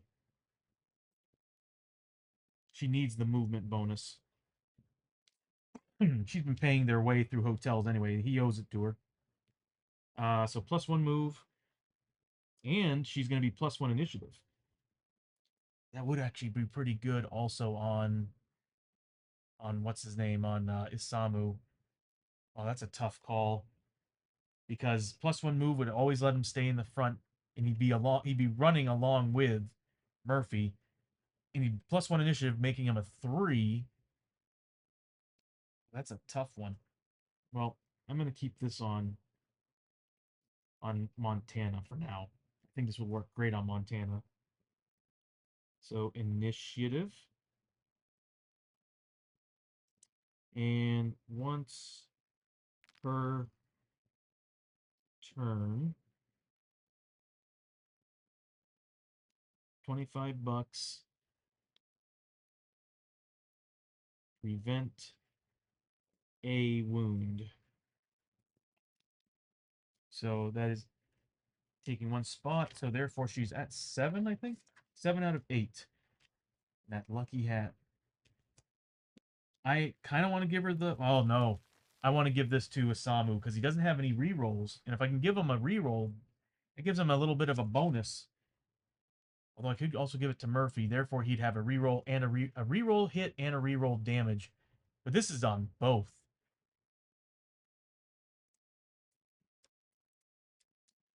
That's a tough call. I think it would make sense on Murphy.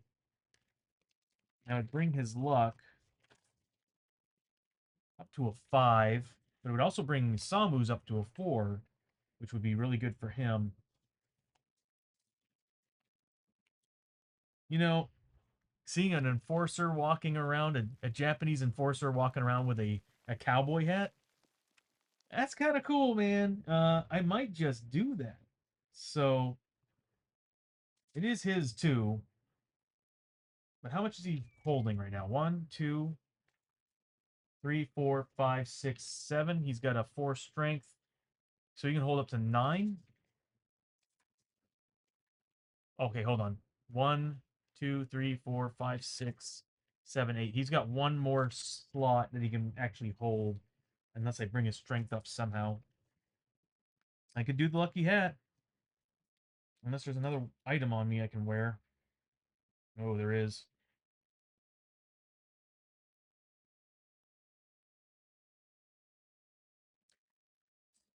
I really want to put that ring of Yamabashi on somebody. It would be cool. But I can also increase his cunning and give him +2 movement if I give him the grappling hook. I'm going to, you know what? That's what I should have done from a long time ago. I'm going to give Isamu the grappling hook. So I'll go ahead and put the duster here so you can see what the card looks like. It's pretty cool. I need to move it up a little bit. Sorry. So I'm going to give Isamu the grappling hook. And that is... He's got too much stuff on him.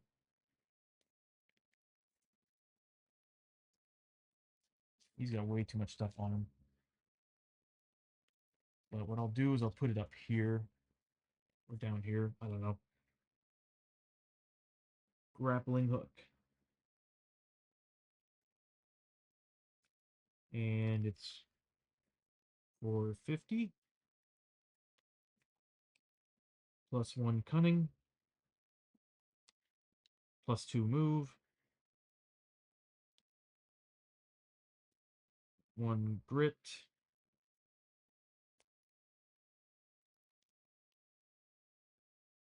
To move through models in barriers. End of turn. There we go. So I'm giving him that. So now he's 5, 6, 7 movement, right? I gave him what exactly? +1 cunning and 2 movement. So he's a 7 movement now. And his cunning is now a 3. I think that's the highest on the team. And I'll give that... I might as well give that hat to... might as well give that hat to Murphy. That gives him a reroll. So 1, 2, 3, 4, 5, 6, 7. He can hold 10 items. So I'll give him the hat. So lucky hat. It's worth 150. +1 luck. Once per adventure. Oh, adventure. Oh, that sucks. Reroll any one die. That's still pretty good, I guess. Not as great as I was thinking. I was thinking per turn. That would be awesome. Still, it's there. He gets a reroll. Oh, once per adventure? I'd almost rather him have the ring.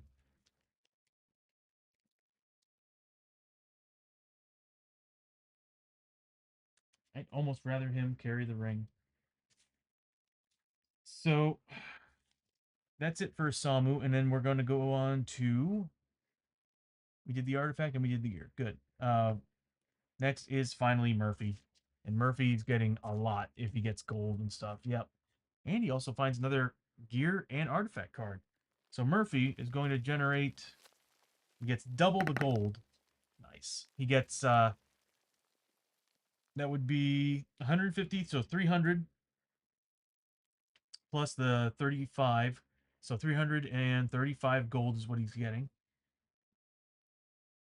Where are you, Murphy? 335 gold. And yeah, he's back to being the richest person on the team. Although Isamu's just behind him. And he's generating 60 experience. Isamu, how many? He's only got 70 XP till he levels up. He'll be at 55 away from leveling up just from the travel. So we need another gear and artifact card.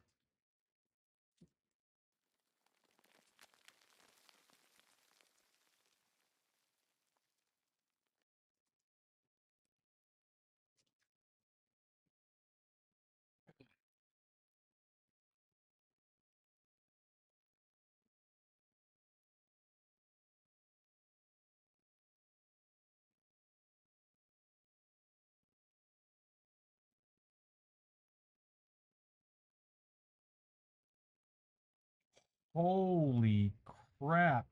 Okay, I might give this to Montana. It's basically a rancher's rifle.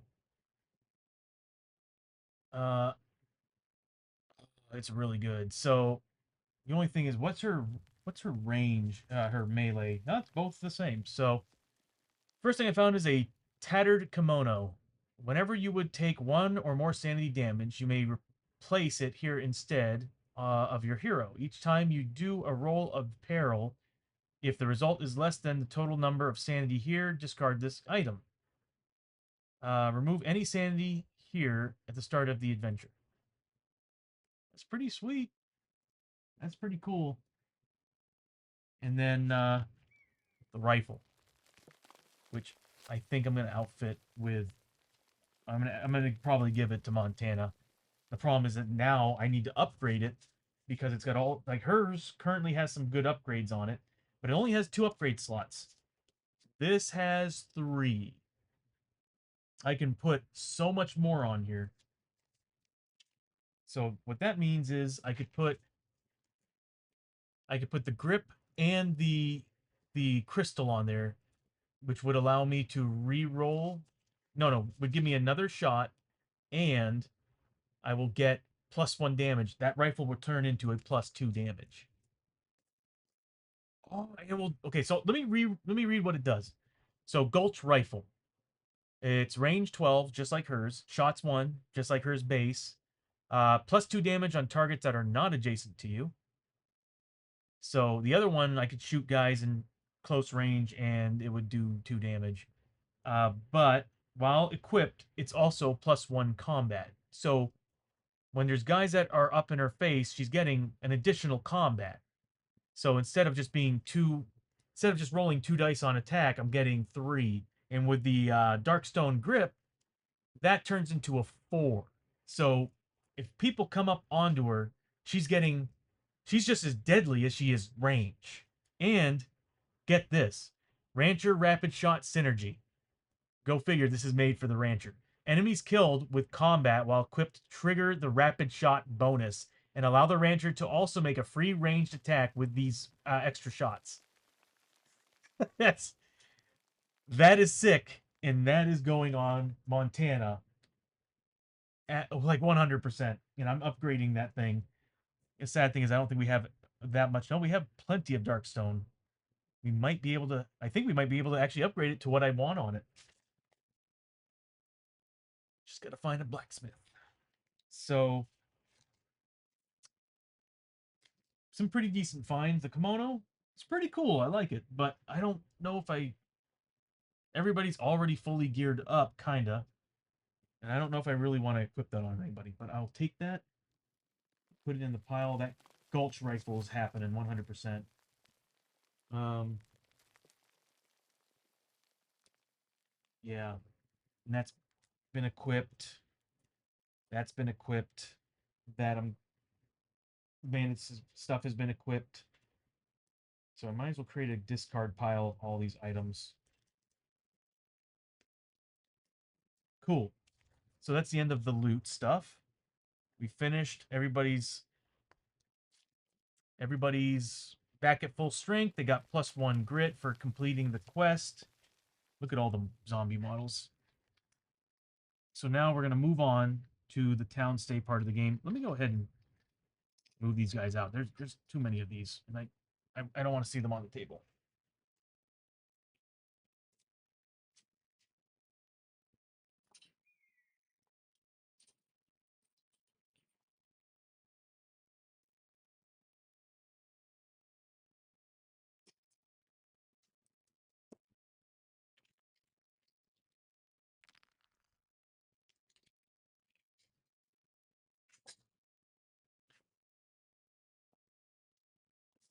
Oh, alrighty.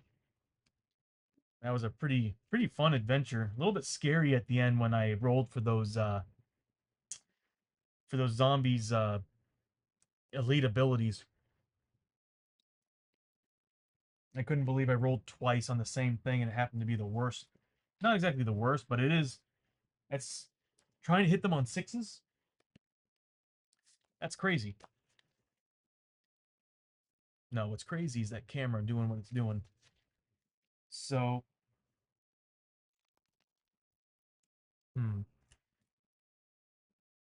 I'm wondering if it's because of the angle. I think it's the battery. I think it overheats because of the battery. So,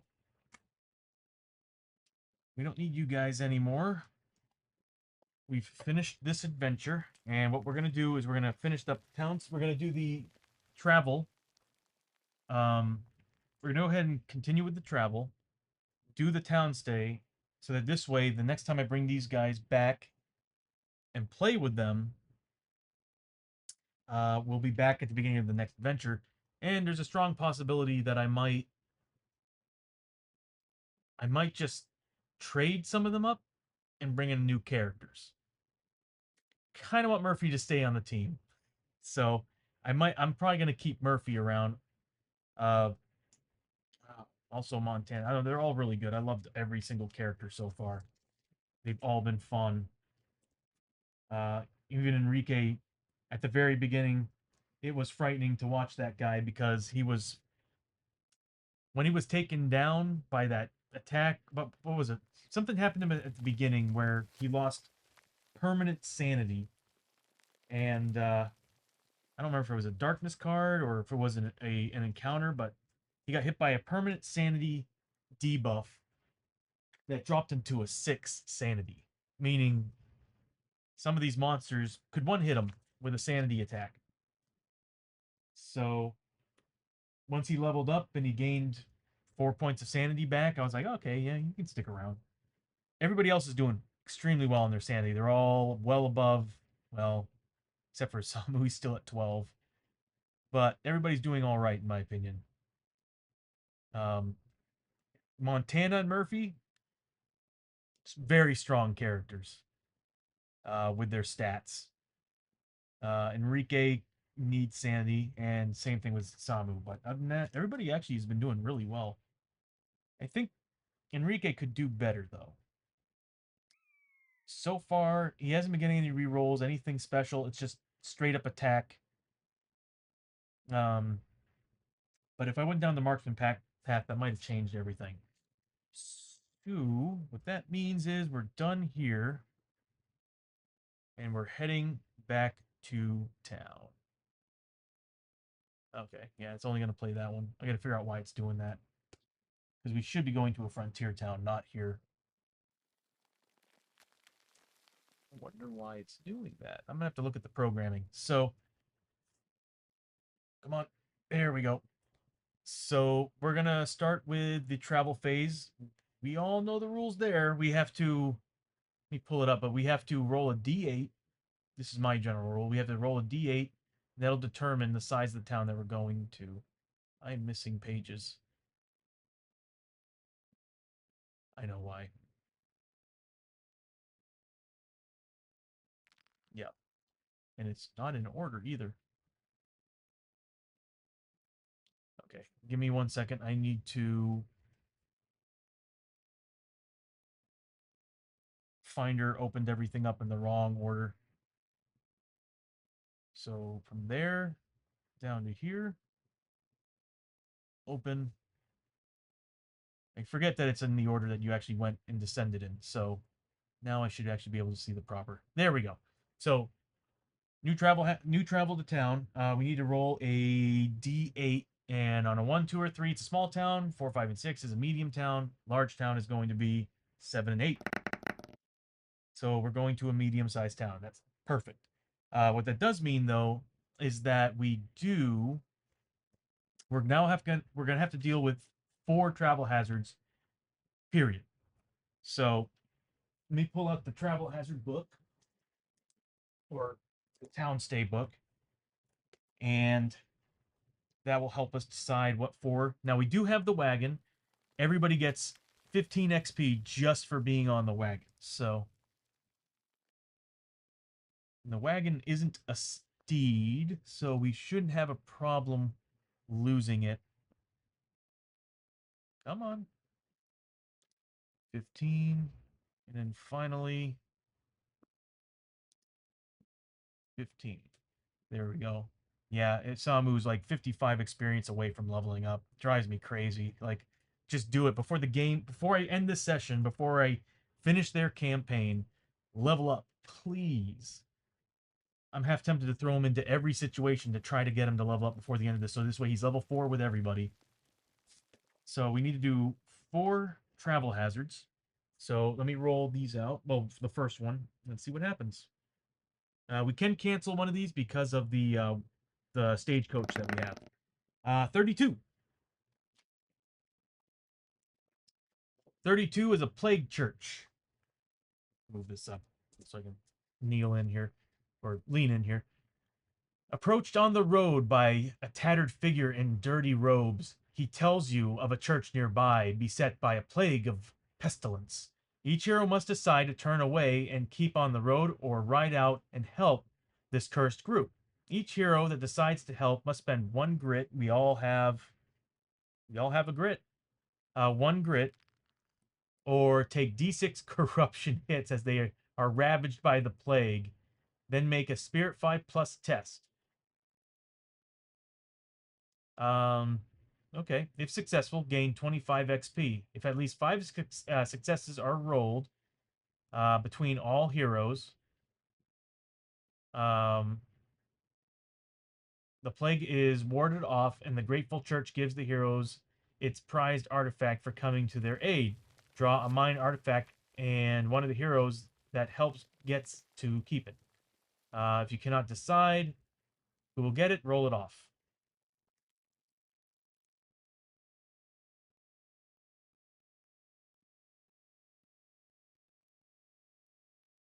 Hmm.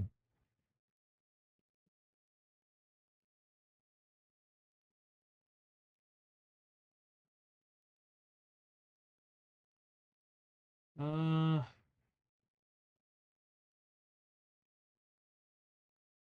I guess we could attempt to help, but we're not getting anything other than an artifact from this. Oh, 25 XP? Yeah. What do we have for spirit? Uh, if Samu has a 2, that, yeah, successful gain 25 XP. So every hero needs to do this if I decide to do it. I can avoid the corruption hits if I spend a grit to do it. The problem is I want Isamu to get the 25 XP. Who am I kidding? He's not going to level up. So, okay, we'll go ahead and do it. Everybody spends an XP to avoid the corruption hits. Actually, how bad is everybody doing right now? Bad enough to where corruption hits would kill them or mutate them. So, uh, you know what? Enrique.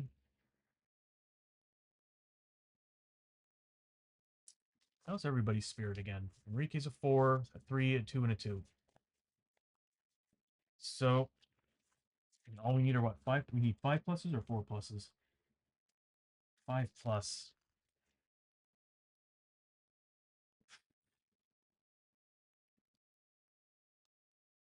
We need to get how many? 5 successes? That on how many dice? 7, 8, 9, 10, 11. I'm not going to bother doing it. It's just an artifact. The experience would be nice, but it's just an artifact. Feel kind of bad about leaving that town. Oh, yeah, I do feel kind of bad for it. But you know what? Yeah, we're going to press on. So the next one, just feels so evil doing that. We just took down a whole bunch of skeletons and stuff for the town that got destroyed. And these people need help. The enforcer is someone who's like, nah. So the next one is 53. Circling vultures. Seeing the black vultures circling overhead reminds you that there is no safe haven.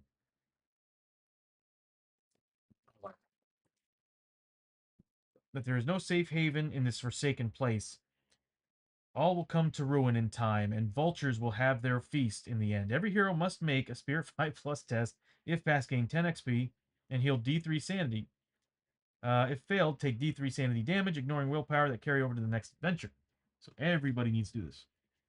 I could wagon it. Nah. Nah. It's only D3 damage. So everybody needs to make a Spirit 5 plus test. We'll just go ahead and do that. Fight off these vultures.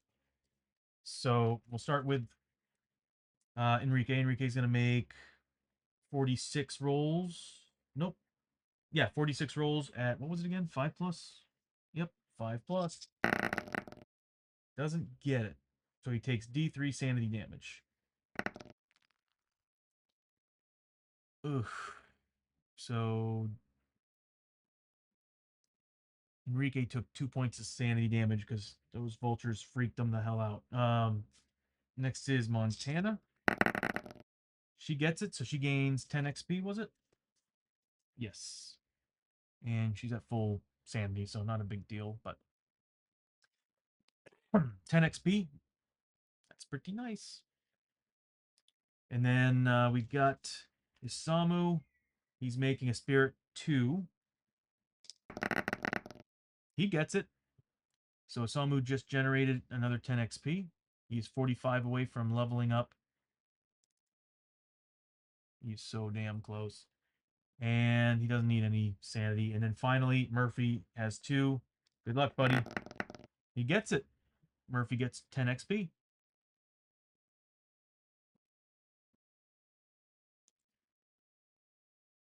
There we go. So that's that one. And now we have one. Well, we have 2 more left. Ooh, 56. Ah, it's the Voidhound attack again.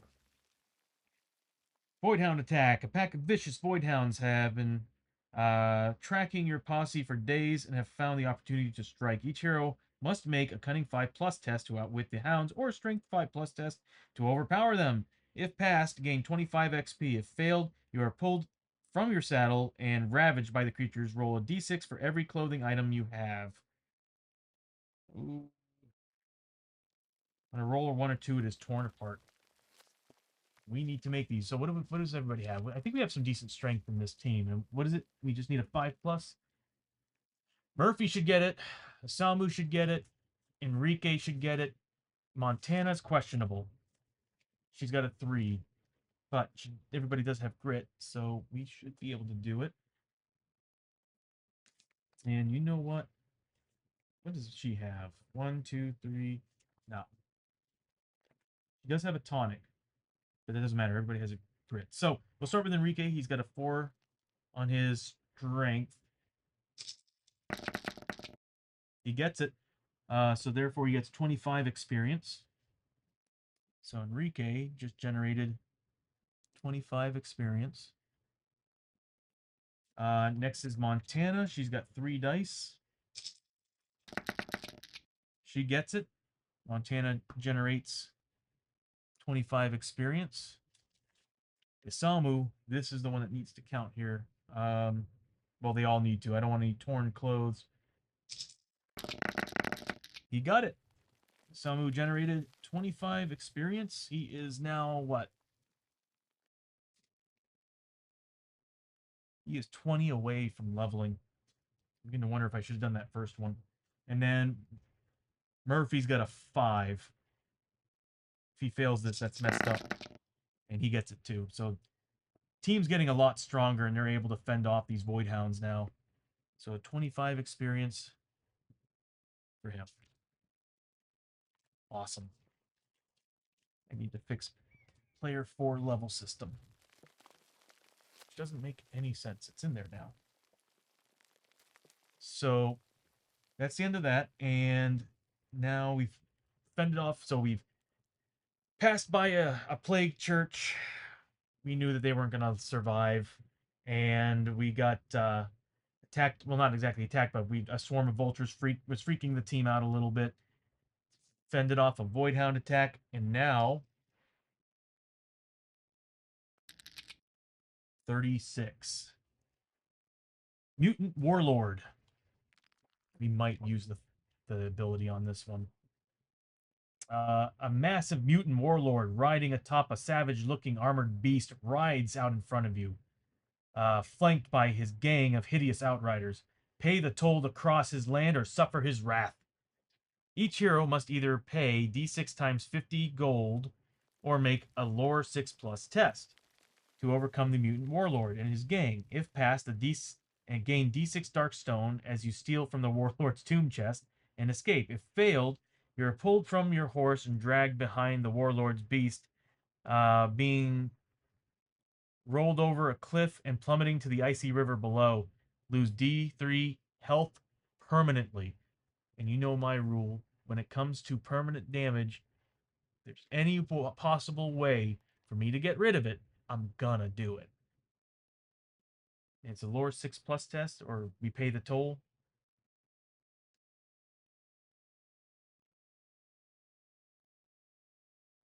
What's our lore?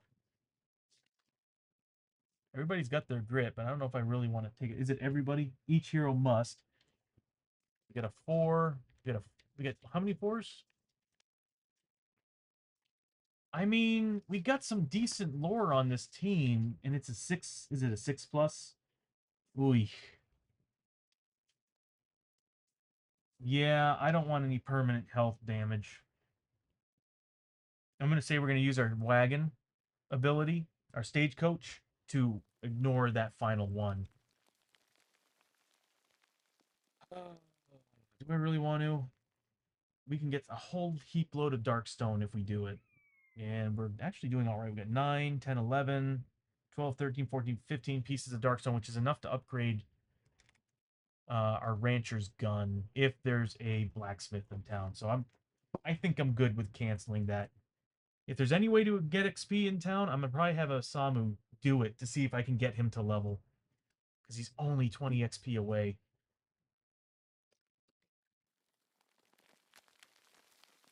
Okay, so it's a medium town. Hey, there we go. Just happens to be the one I was looking for. So it's a medium town. We need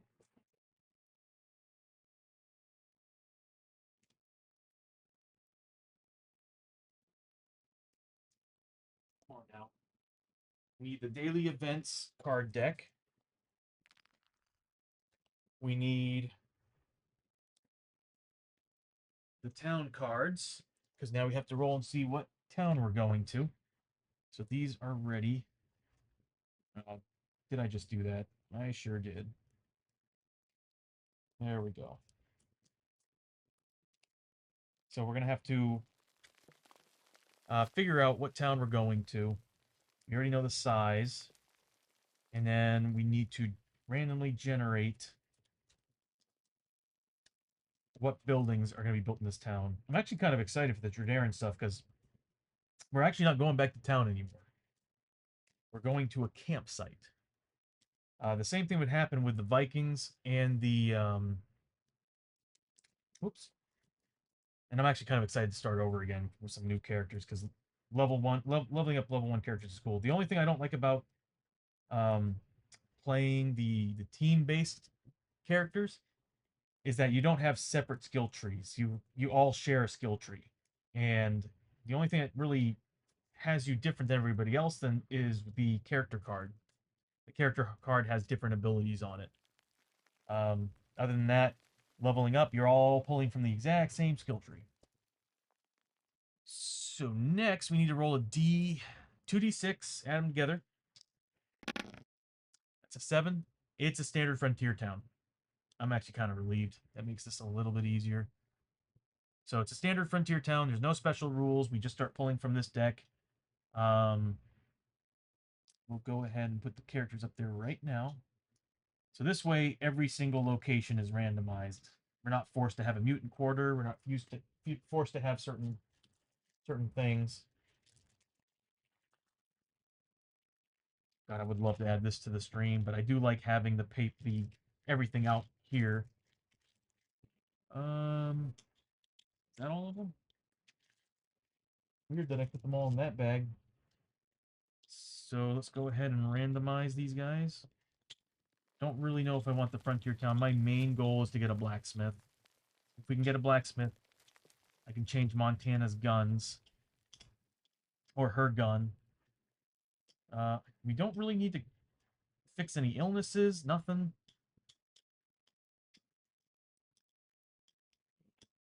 There we go. I think I randomized that up real good. So everybody's going to stay at the hotel. Who's the richest person on the team? Of course, it's probably Murphy. Yeah. Yeah, Murphy's got some money. So I'll just, for every day, I'll just kind of, whoever's got the most money on the first day, I'll pull from him. And then, like, I'll just kind of go down the line. Because I don't want to 10 from everybody. I do need to create buttons, though, that splits money and does all that. I just type in a number and it splits it amongst the team. That would be awesome. Because I could use that for, a lot of things. Where I just type in a number and it just puts it through the whole team. Yeah, I'll have to think of a way to do that. So first things first, Murphy, I'm going to spend 40 gold so that this way everybody's at the hotel. And this town's going to have, at number one, a church. Can we use that? We might use that. Sheriff's office at 2. Saloon. I'm sick and tired of seeing the saloon. The general store. So we can buy bandages, dynamite. That's good. Mutant quarter. Come on, please. And a doc's office. What sucks is that this place has everything you need to help your team get out of mutations, madness, all the garbage, but no blacksmith. I could get rid of fused with pistol on Enrique, but I kind of like the idea that he's got a mutation, and so nothing special. So if I did give him that mutant pistol, it wouldn't really do much compared to what a normal pistol does. So it doesn't really, not a big deal right now. No. Doc's office and the mutant quarter and the church are kind of useless to me. Sheriff's office might have something. The general store might have something. Well, yeah, no, who am I kidding? The general store is going to have what we want. Um, well, let's see what happens at the daily event. Man, that sucks.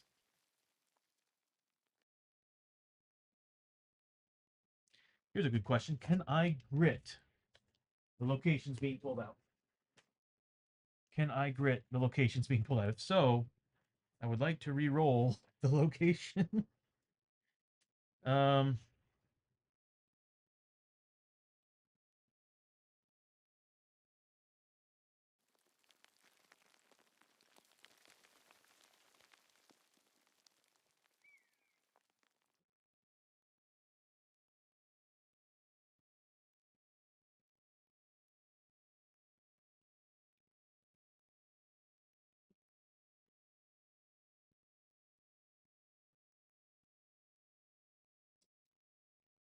the hell was that? Important to note that the location sheriff's office have restrictions on who can visit them. Doesn't say anything about being able to do it. Really don't want the saloon. We keep running into the saloon, and it's kind of, well, let's see if we can get some experience in some of these places. Why not, right? We can get a Samu to level up. Fantastic. Other than that, uh, let's do a daily event.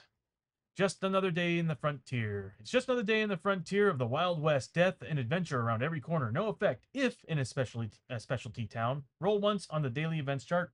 We are on a frontier town, so that nothing really happens with that ability at all. And we are currently on the first day.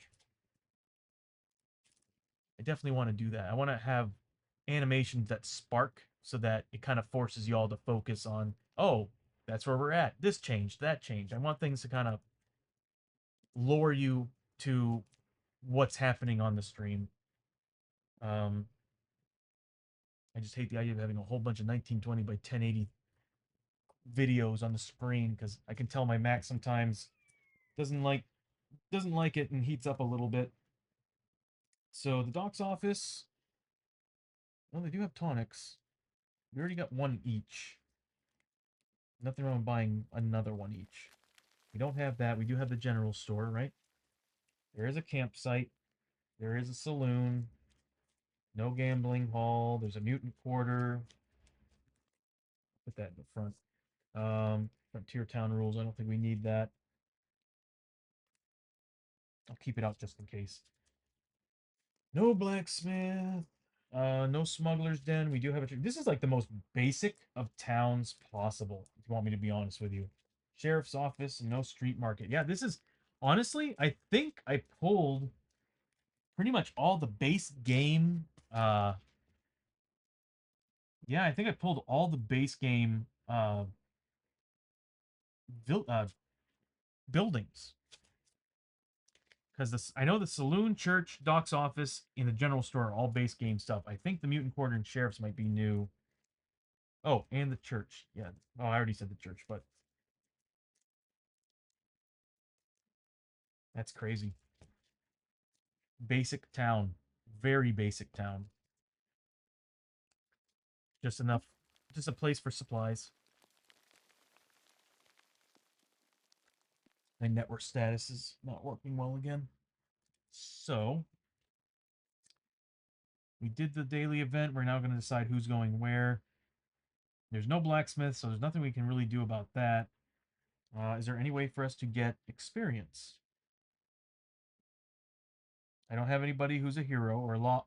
I don't have anybody who's law, so I can't really do anything at the sheriff's office.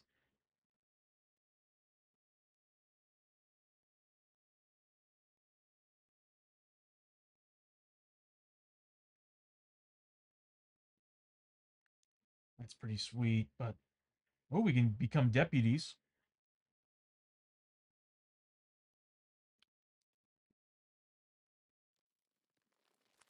So at the cost of 50 experience, we can deputize.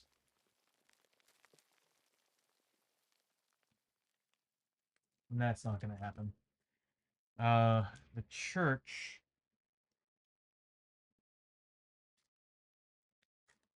You could try resurrecting the outlaw.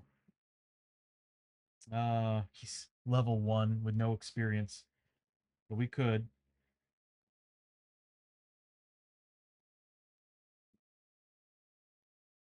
Hmm.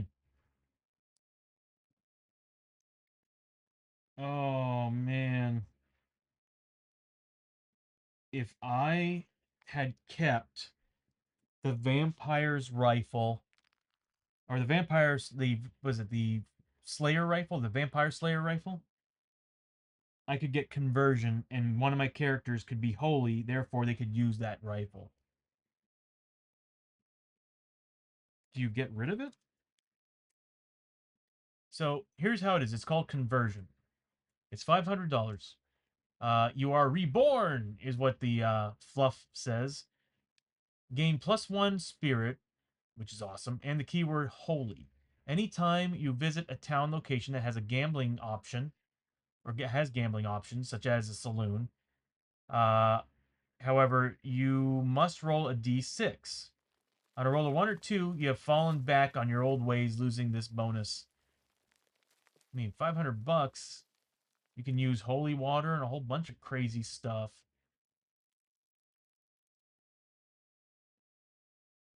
That's too bad. That would have been awesome to have if I still had the vampire hunter's rifle.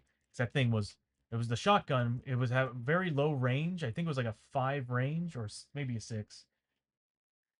But against undead, against like anything that was undead, they took some stupid damage. Frontier town, we don't need that yet. Mutant quarter. What do we have at the mutant quarter? We can visit the mutant prophet. Limit once per town stay. Make a spirit 5+ test. If pass, gain 10 XP for each 5+ rolled. And once during the next adventure, you may heal D6 wounds, sanity of any mix. Test is failed. You have a violent vision of death. Take D6 horror hits. Oh my god. Oh, that void child pistol. My god, that thing's awesome. Mutant surgeon. Meet with the mutant revolutionaries. Limit once per travel.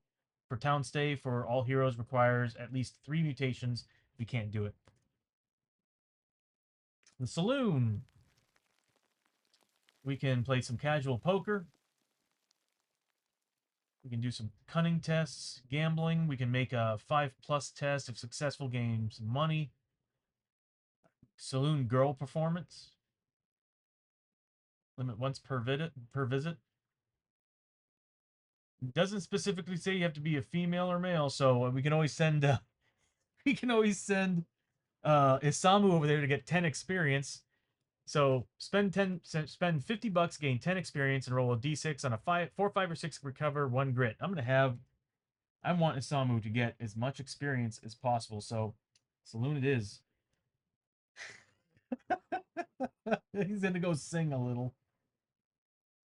Oh, that's just wrong. Sorry, something just went through my mind and I just need to stop.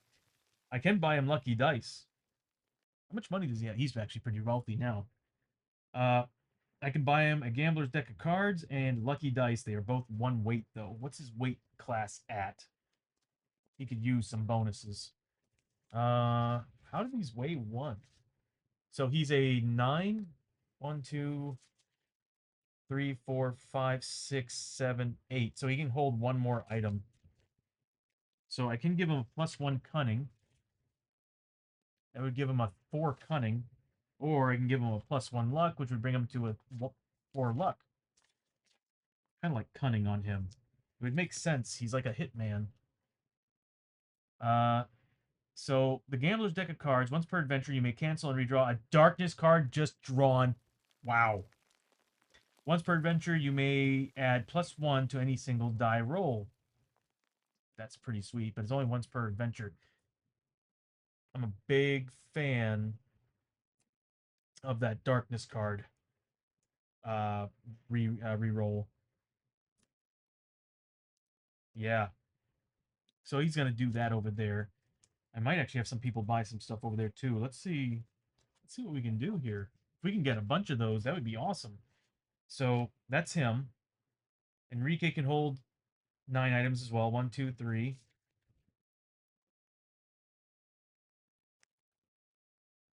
Enrique needs to wear some stuff. So I'm gonna have him go there. I'm gonna have him buy the gambler's deck. How much money does he have? Oh, he's got plenty. He's gonna buy the gambler's deck of cards and probably the lucky dice. He needs the gambler's deck of cards. So he's also gonna go there. Might as well have them gamble some money too. Uh Montana. And she could use some stuff. She can hold 8 items. She's at 1, 2, 3, 4, 5, 6, 7. She can hold 1 more item of weight. I might get her the deck of cards. I'm half tempted to give everybody that. Murphy, I think he might be actually at cap. He's got what, 10? Actually, I don't think he is. 1, 2, 3, 4, 5, 6, 7, 8.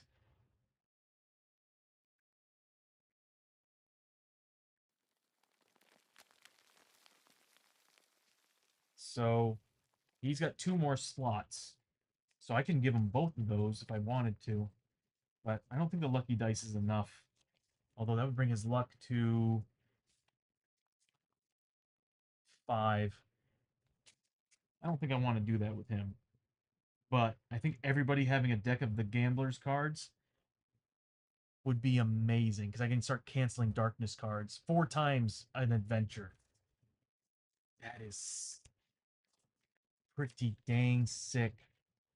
So let's just see what's at the other place. So the general store, of course, I'm gonna go there for dynamite and tonics. Special bullets. Uh, there's a shotgun. Nothing special. Double barrel shotgun. Uses a D8 though on hits. It's a two-hander. No, it's a one-hander.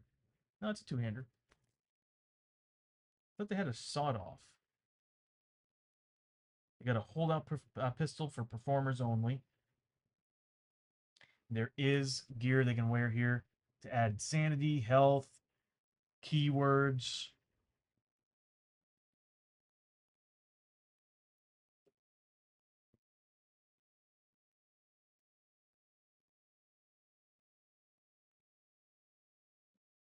That's pretty sweet.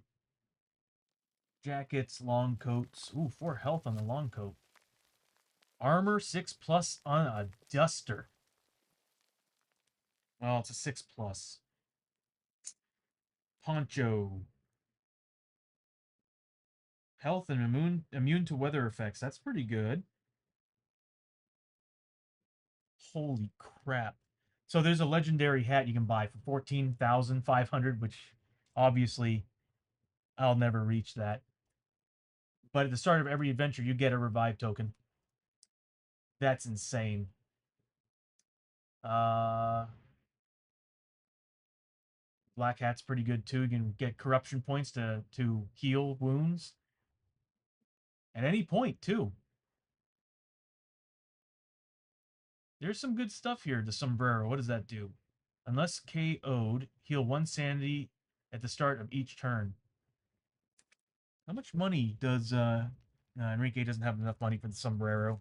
It would fit him though. He is a bandito.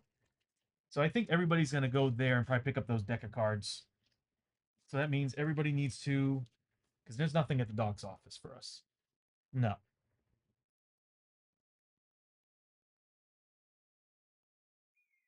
No, that's all stuff for the actual Frontier Doctor class. So what we're gonna do is we're gonna go to the saloon, and everybody now needs to make location event rolls. So let's see what happens. So we'll start with Enrique. Well, he rolls doubles, but it's a pretty low number. He gets a 4. Spilled drink. A drunken saloon patron blames his spilled drink on you and starts talking about a duel at sunrise. You can either leave town at the end of the day or buy him and his friends another round of drinks costing D6 times 25. Uh, we're going to go ahead and spend it because I do want him to buy stuff. So it's going to cost him 25 bucks. That's fine. So Enrique is going to be spending $25. And his goal is he is going to gear up here. He's going to get himself the gambler's deck of cards and probably the lucky dice. He might as well gear up all the way. He's got plenty. He's got nine weight on him that he can carry, and he's only using 3. So we'll get the gambler's deck of cards, and I'll just write it. Well, he's only got here, so let me erase some of this. One of these days I will finish that character sheet, and I'll have it on the actual stream. So, gambler's deck of cards. Deck of cards. It's worth 850. Holy crap.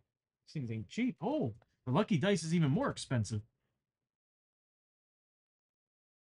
And it's only once per adventure, but it does add to his luck. And it's got an upgrade slot. I'll go ahead and do it. So, +1 cunning. And once per adventure, cancel and redraw darkness. Once per adventure, cancel cancel and redraw.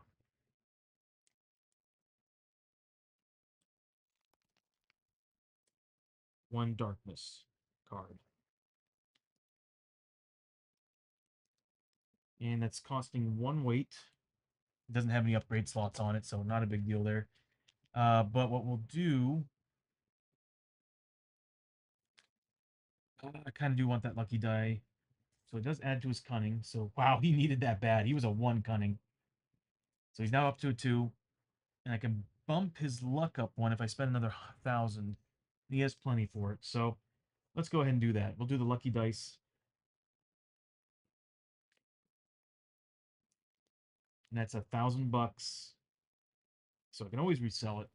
Plus 1 luck. And once per adventure.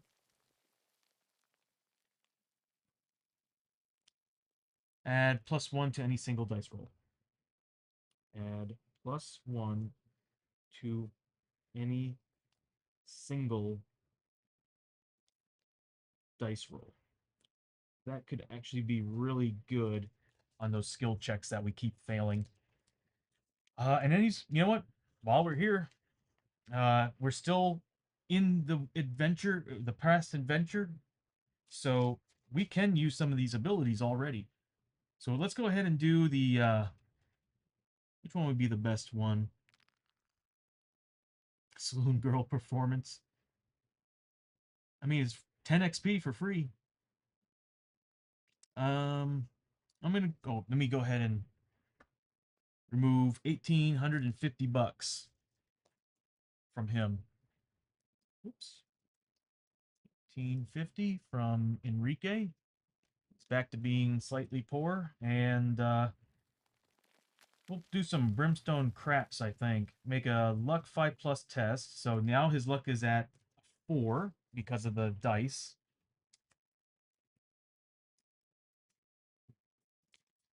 And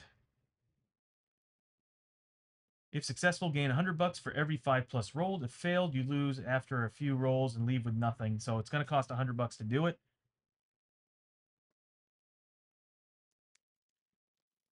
He needs to make a 46. Since he's got a 4 now, he's 46.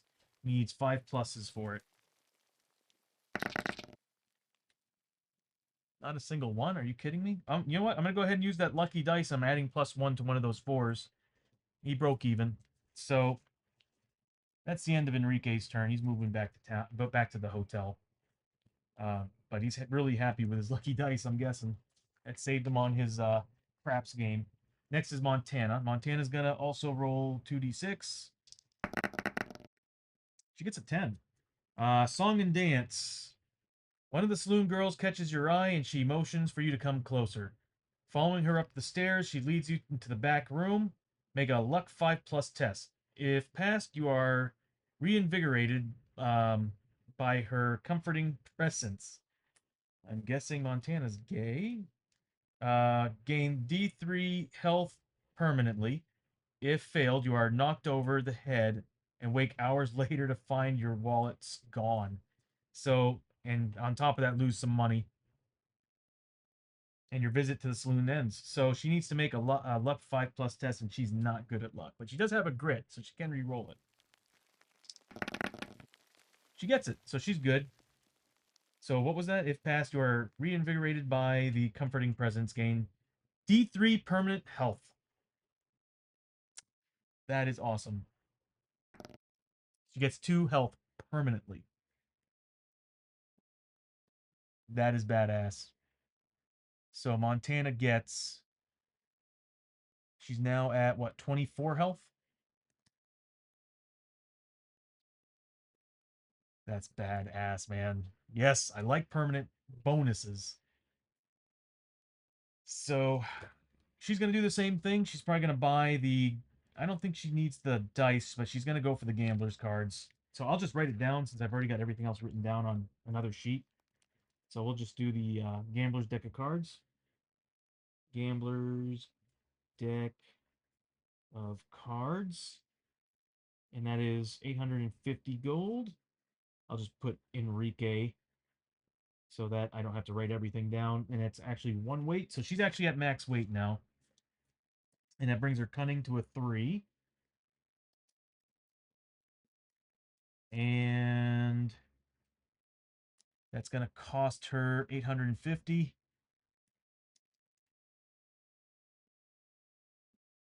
Still doing good on money. And after that, she's going back.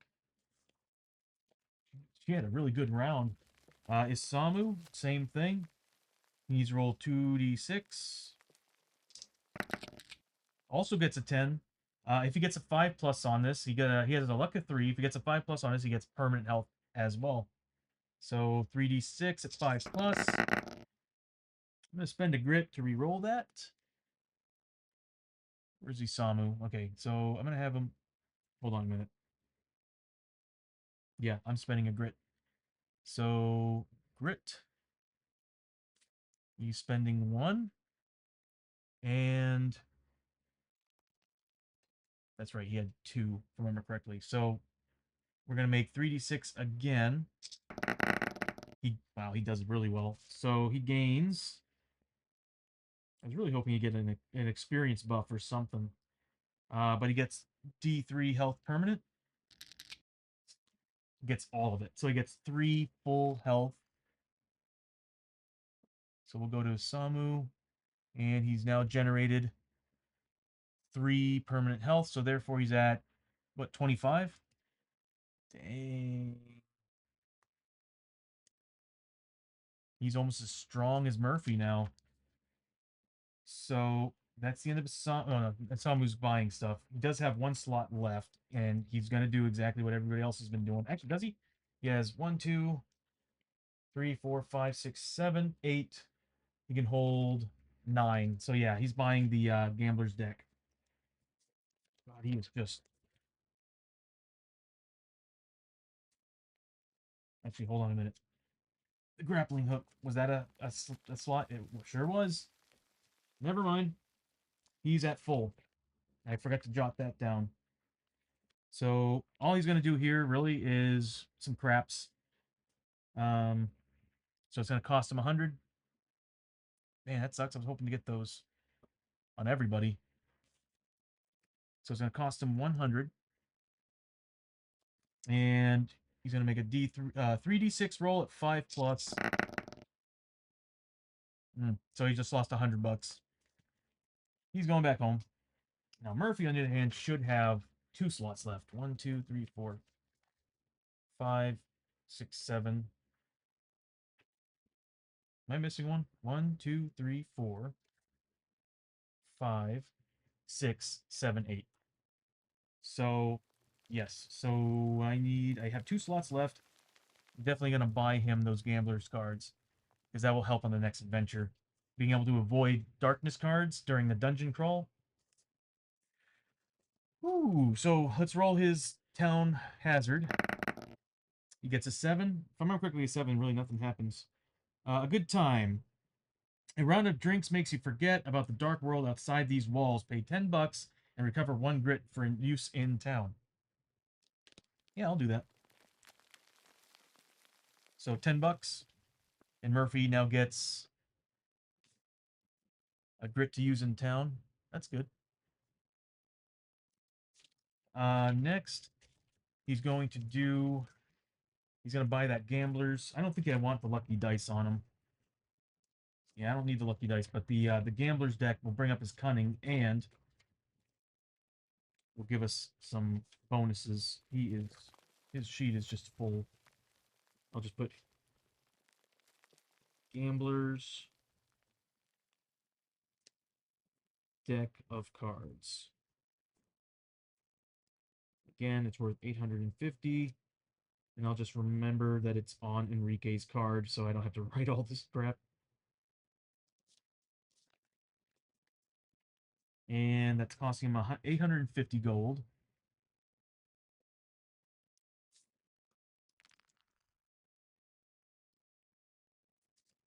Murphy's still the richest person in the team. And then we're going to do a Brimstone Craps.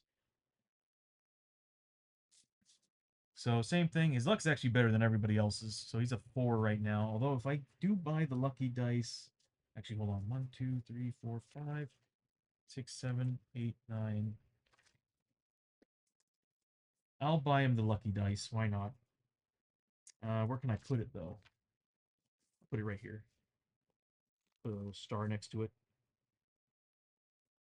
Lucky dice. I'll just put Enrique. And it's costing 1, so now he's at full. So he's getting +1 luck and +1 cunning, bringing his cunning to a 3 and his luck to a 5. Now we'll do the craps. And I get to re-roll a die too. So he's got 5d6, 5 plus. Right, it's 5 plus. Yep. And what can I do with that? I'm gonna re-roll. I guess I'm gonna re-roll one of those dice, or I can spend. Oh, I'm gonna spend that grit I can use in town. I'll re-roll 4 of those. Are you kidding me? So he broke even, and he left town, or he not left town. He went back to the hotel. So that's the end of today's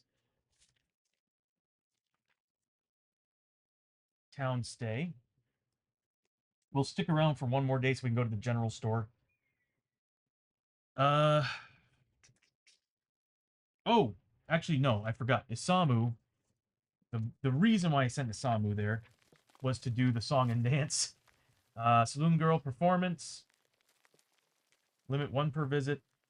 What's crazy is that it doesn't say anything about having to be a girl. So I guess he could be like a pianist or something, because the saloon girl is also the pianist for the the character class. So for all I know, he sits down and just starts playing piano. Gain 10 XP. It's going to cost him 50. Negative 50. And he generates 10 XP. He is 10 points away from leveling up. And it's going to be a roll on a 4, 5, or 6. He gets a grit. And Isamu gains a grit back.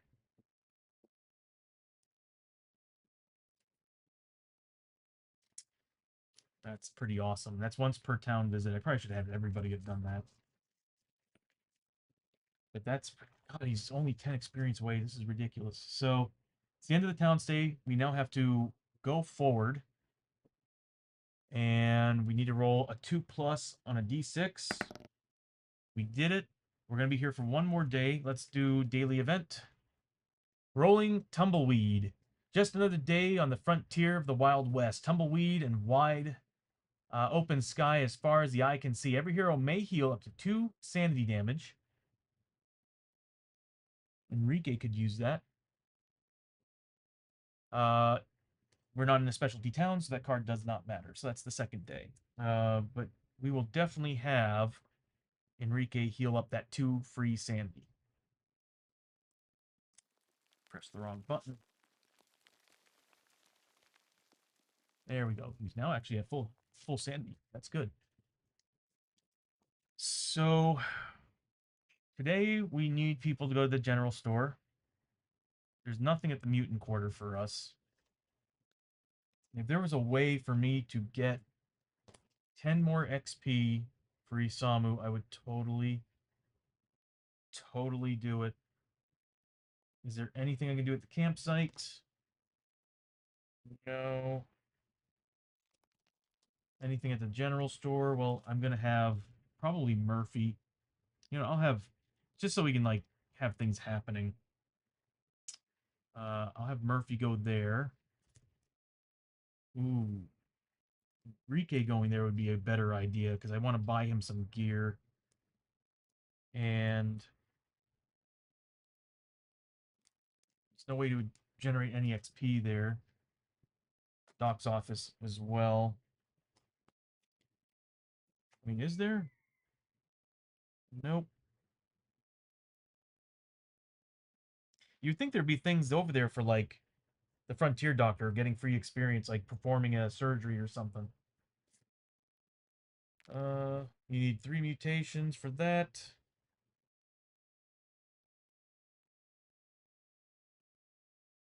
How's his spirit? Not the best.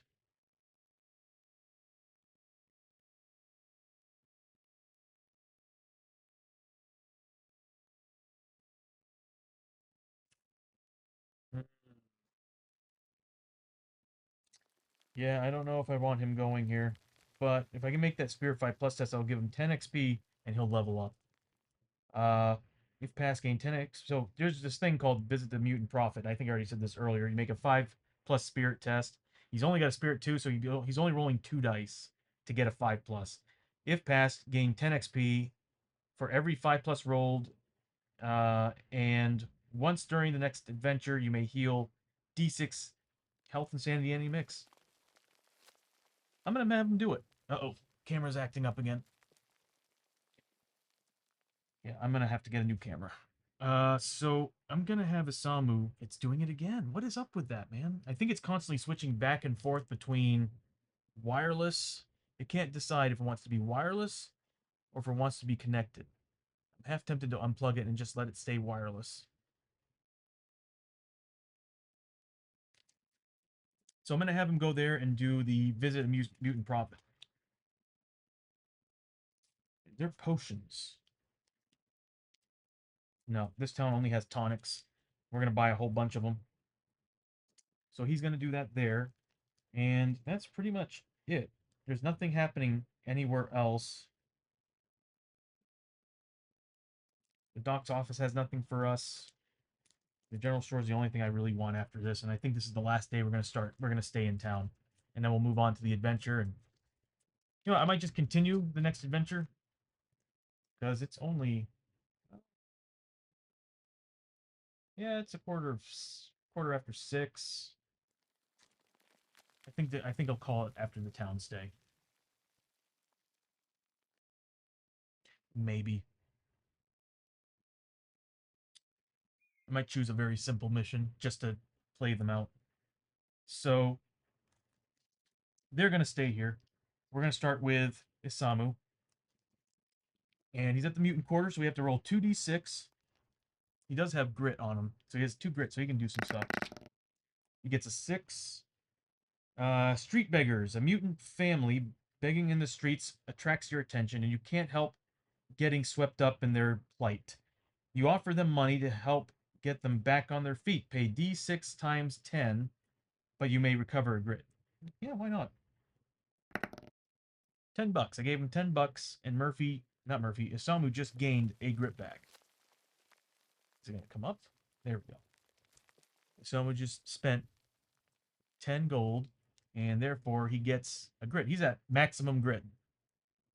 That's awesome. Next adventure is good for him. So now we can do the Visit a Mutant Prophet. So it's going to cost D6 times 10. It's going to cost $20.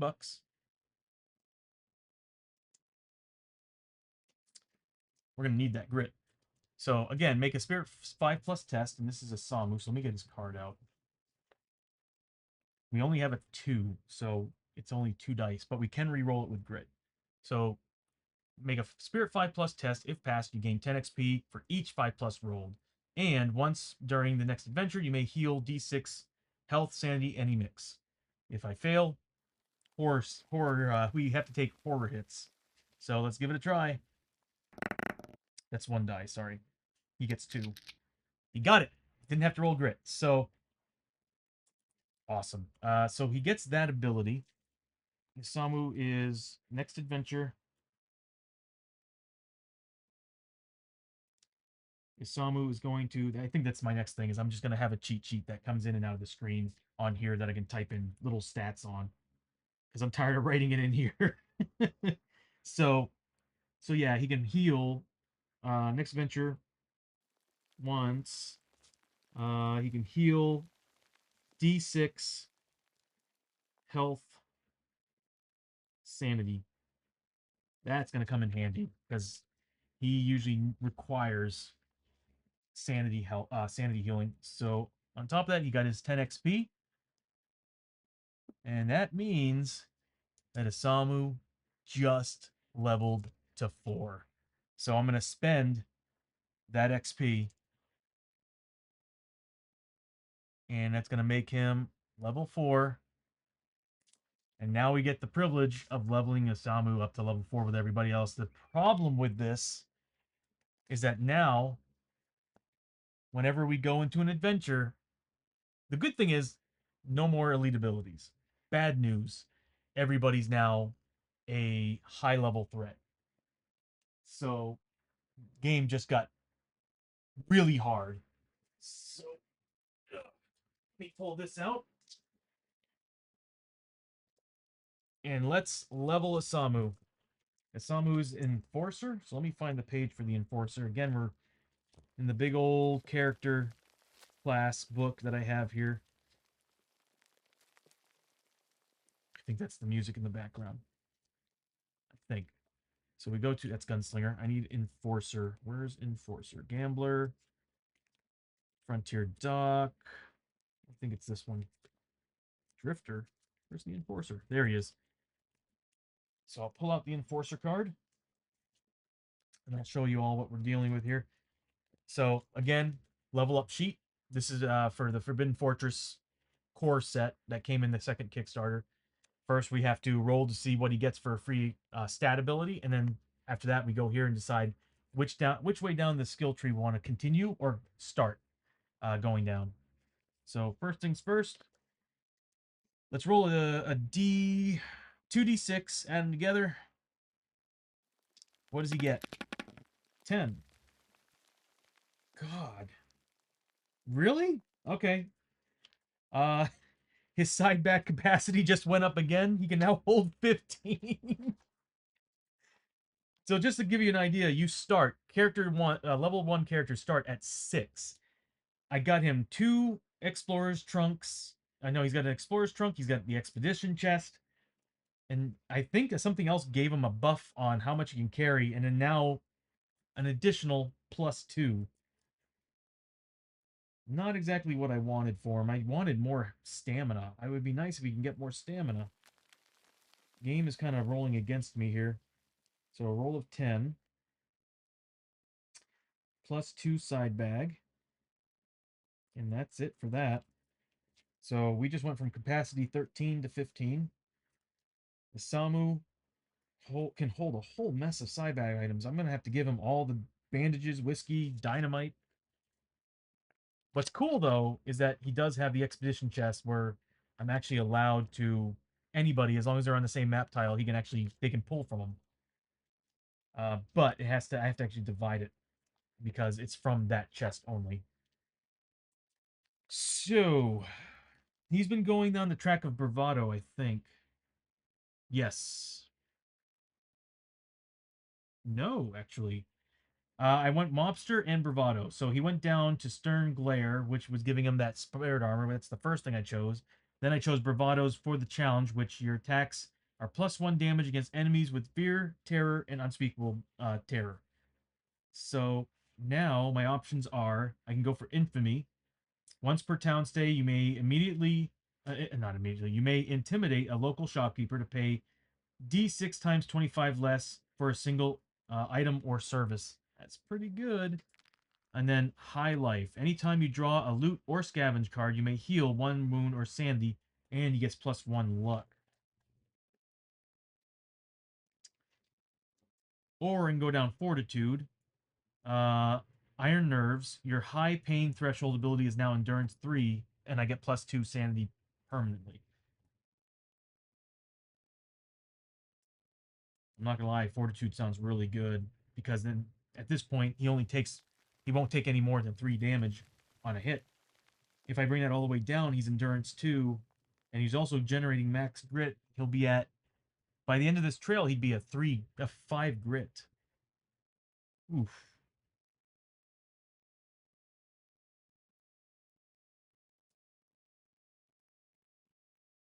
Oh, well, willpower 4 plus would be nice, and +1 combat. Um,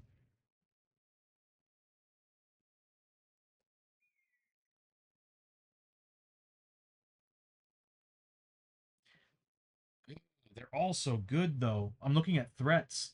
Make an example is the name of the ability. Choose one enemy at the start of your activation each turn during a fight. Until the end of the turn, your hit 2 rolls of 5 plus count as critical hits against that model. Oh, I kind of want that, but I also don't like the idea that I'm not going down one of the tracks. But this is gonna probably be one of those characters that I'm not gonna I'm not gonna complete 2 of the same trail. because he has too many good abilities on here. Iron Nerves is just too good too. He's a tank, and he gets more sanity. That would make him a 13. No, make him a 14. So I think I'm gonna choose make an example.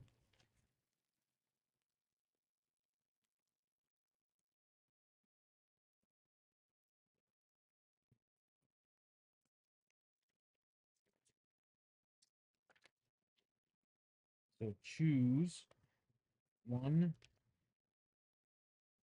enemy that could be good against bosses. But he's more good. He's better on, I think Iron Nerves is really where I should go. Yeah, that's a really cool ability, but Iron Nerves just makes more sense for how he's built and how this team is working. So Iron Nerves gives him Endurance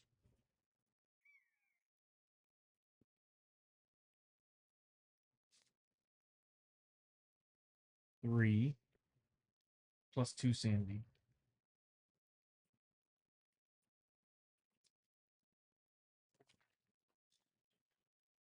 So he was a 4, but he's now a 3.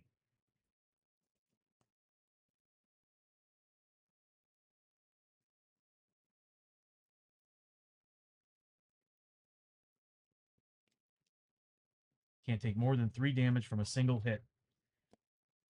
That is really, really nice. And officially, at this point, makes him a tank. And he can still deal some damage, too. So that's the, oops, that's the end of leveling up Isamu.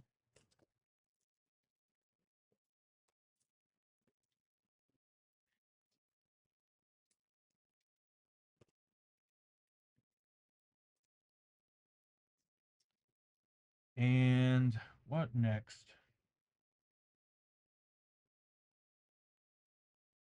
Yeah, it's still lagging, still acting up. I wonder, give me a second here to take a look and see if it's doing that just in OBS. No. Cross OBS bot, it's doing the same thing. How does it run if I have it on wireless?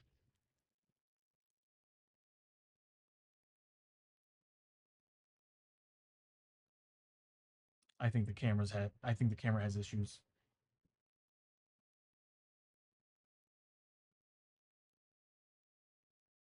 It might need the update.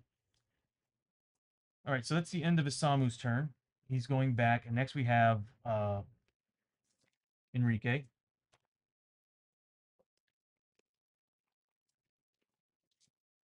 Might try one of the other cameras.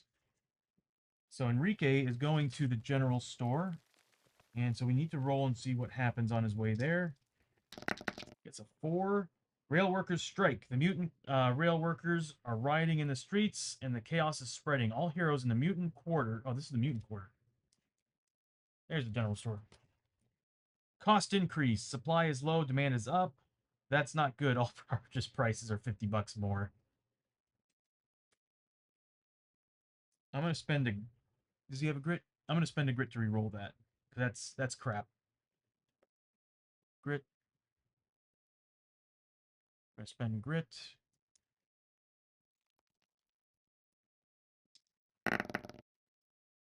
10. Fire sale. There we go.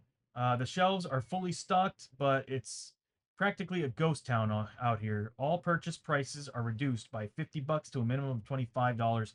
Therefore,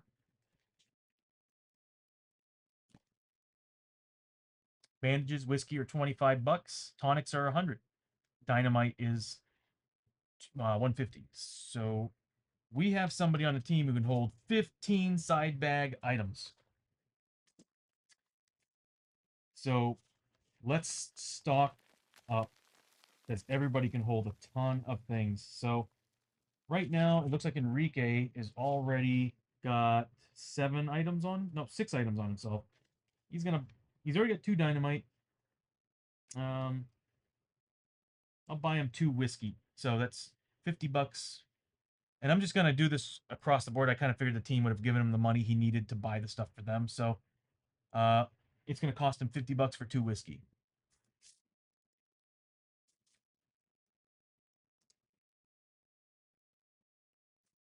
Next is gonna be Montana, right?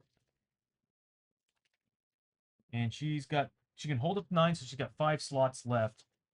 So I'm gonna buy 2 dynamite. That's gonna be 350. So okay, not 350, 300.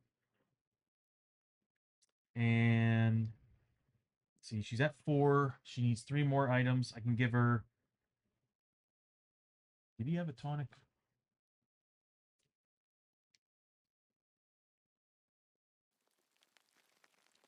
Hold on 1 second. There we go. I had to write it down. She's got 4 items on her. She's gonna get 2 dynamite. That's 300, and she's got 3 more slots. So I'm gonna get her. Let's see, tonics are $100, so that's 150 there. So $450 because I'm gonna get her 2 dynamite, 1 tonic, 1 whiskey, or actually 2 whiskey. So there we go. So it's gonna cost her $450.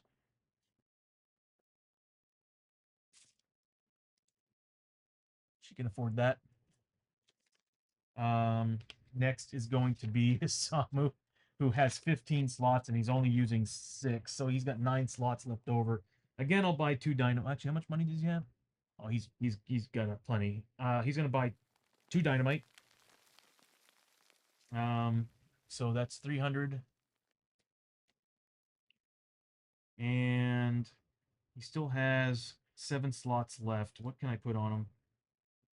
I'm thinking I'm gonna get him one of each. Or actually, I'm gonna get him 2 of each of these. So that'll be. Hold on. So we've got 9 slots left. If I buy that, he's got 7. I can buy 3 of each of these in a tonic. So that's 150, 450, and 550. So $550 gets her a lot. Or gets Isamu a lot.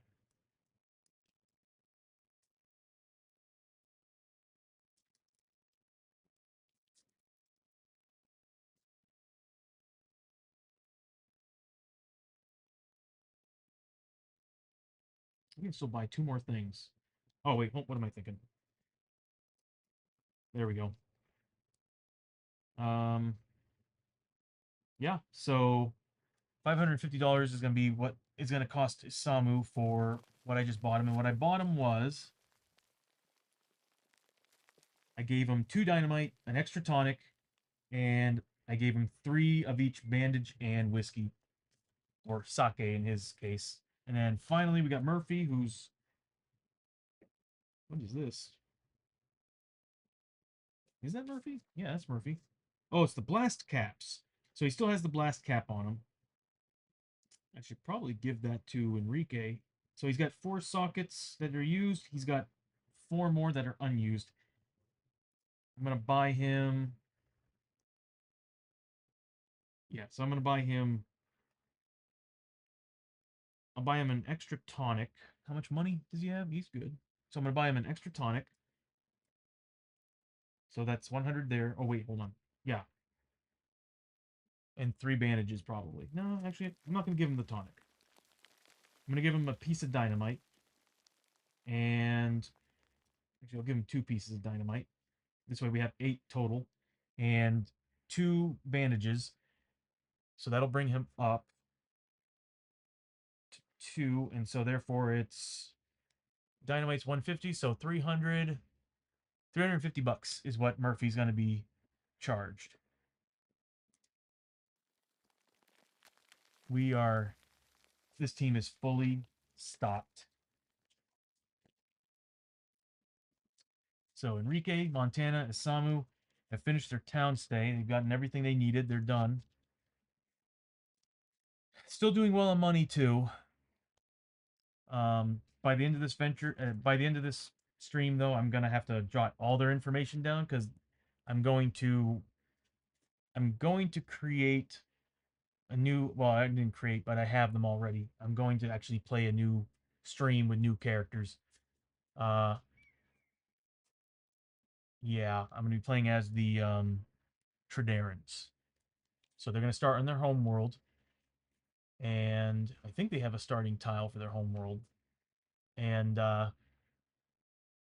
we'll see how that goes, how that plays out. I got to read their strike team book and figure out how to play them. So, and I'm gonna retire, not retire these guys, but I'm gonna let them sit for a little while until I decide to bring them back into the game. Or I might just take a couple of them and have them go off with another party. And how I'm playing this right now when it comes to difficulty is that every level is like a point for difficulty, and I have a point system that I actually forgot how it works, but I think it's every four level points is a difficulty. So everybody made it to level 2, we went up a difficulty. Everybody's level 3, we went up a difficulty. Every 2 points brings us up. Um, every 2 points after the level difficulty brings us up to a an elite ability on the models, which is what we've been doing, and it's been pretty rough. Those Hungry Dead definitely made things a little bit difficult, and I forgot to turn the music to Town Stay. I'm so sorry. Because all I'm hearing is the canyon sounds in the background right now. So they come back, they finish their days in town, and we now have to move forward and make a 3+ save on this. And as I figured, we didn't. So let's see what this town has in store for us. Because we have to roll a 2d6, and that 2d6 is going to determine what happens to the town or us. For all we know, we get a void tornado and the town's destroyed along with us dying. That wouldn't be the first time it happened. Not on this stream, but since I've played this game, I've seen that happen. I had a drifter. Luckily, it was a drifter. The drifter class technically never ever dies.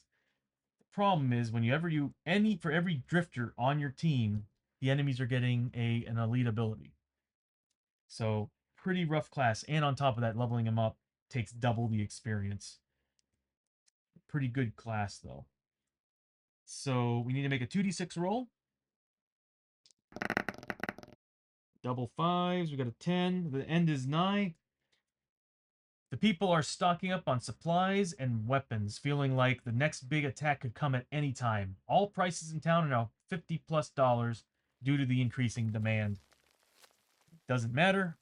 We stocked up and we are leaving town. So, looking at the time, it is 6:30 Central Time. We've spent like about a solid 3 hours in the stream. Um, Relatively short stream for a Saturday. Normally we get like a solid 6 in here. But we were able to finish an adventure. We were able to do a travel and a town stay, and we could continue. But what I'm thinking, hmm, I'm thinking I'm gonna call it because I do want, like I said, I do want these guys to. I want to stop using them. I want to play as a different group, possibly play a different game too for a little bit, just for a little bit, like maybe a couple sessions. Try some different games like Arkham Horror and everything. You're just gonna have to be patient with me because I have to read all the rules and play the game and read the rules as playing the game. But it'll give me an understanding of whether or not I want to actually feature that in the stream. Because if it's as fun as I remember the second edition being, but with new stuff, it would be a lot of fun to add some cool features to basically build a stream based on that game, like I did with Shadows of Brimstone, where you see the health dials and everything at the bottom of the screen, token dials, all that stuff. Basically the same features, just outfitted for Arkham Horror. And then eventually there's some other games I want to do too. Like there's one that's there's a Star Wars game I would love to do, but I'm also a little nervous about doing that one. Um, there's also Marvel. I would love to feature Marvel on here. The Marvel United. I have a couple friends who are dying to play it. And I don't have all the Kickstarters. I missed out on the multiverse one. Let me go ahead and get out of this screen here. There we go. But that token's still up. It's number 15. There we go. So I am missing the Kickstarter for the third Kickstarter for the multiverse, and that's the one that actually featured the one villain I was always dying to get, and that's the Galactus. Um, it's cool that I have the X-Men stuff and all, but God, I wanted Galactus so bad. But that's okay. We can still play the game. There's still plenty, and I'm also getting the DC United one soon. I don't know when, but soon. But I also have Massive Darkness. I don't know if I want to feature more than one dungeon crawler though, because every time I think about it, it's like I love Massive Darkness. It's a fun game, great one-off game.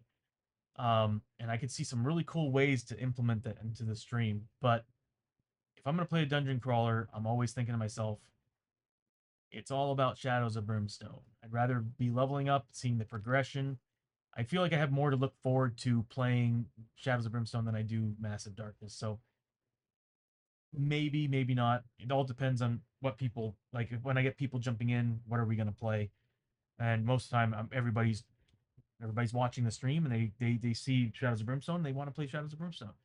I do have a lot of bugs I need to fix in this system though, as you've seen throughout the stream. For some reason, the fourth player leveling isn't working, and there's a few other things that aren't working. For some reason, the Frontier Town's not coming up now. It was before, but it's not coming up now. And that was after I added the tokens. So I'm thinking the tokens might have screwed up some of the programming. So I got to go in and fix that.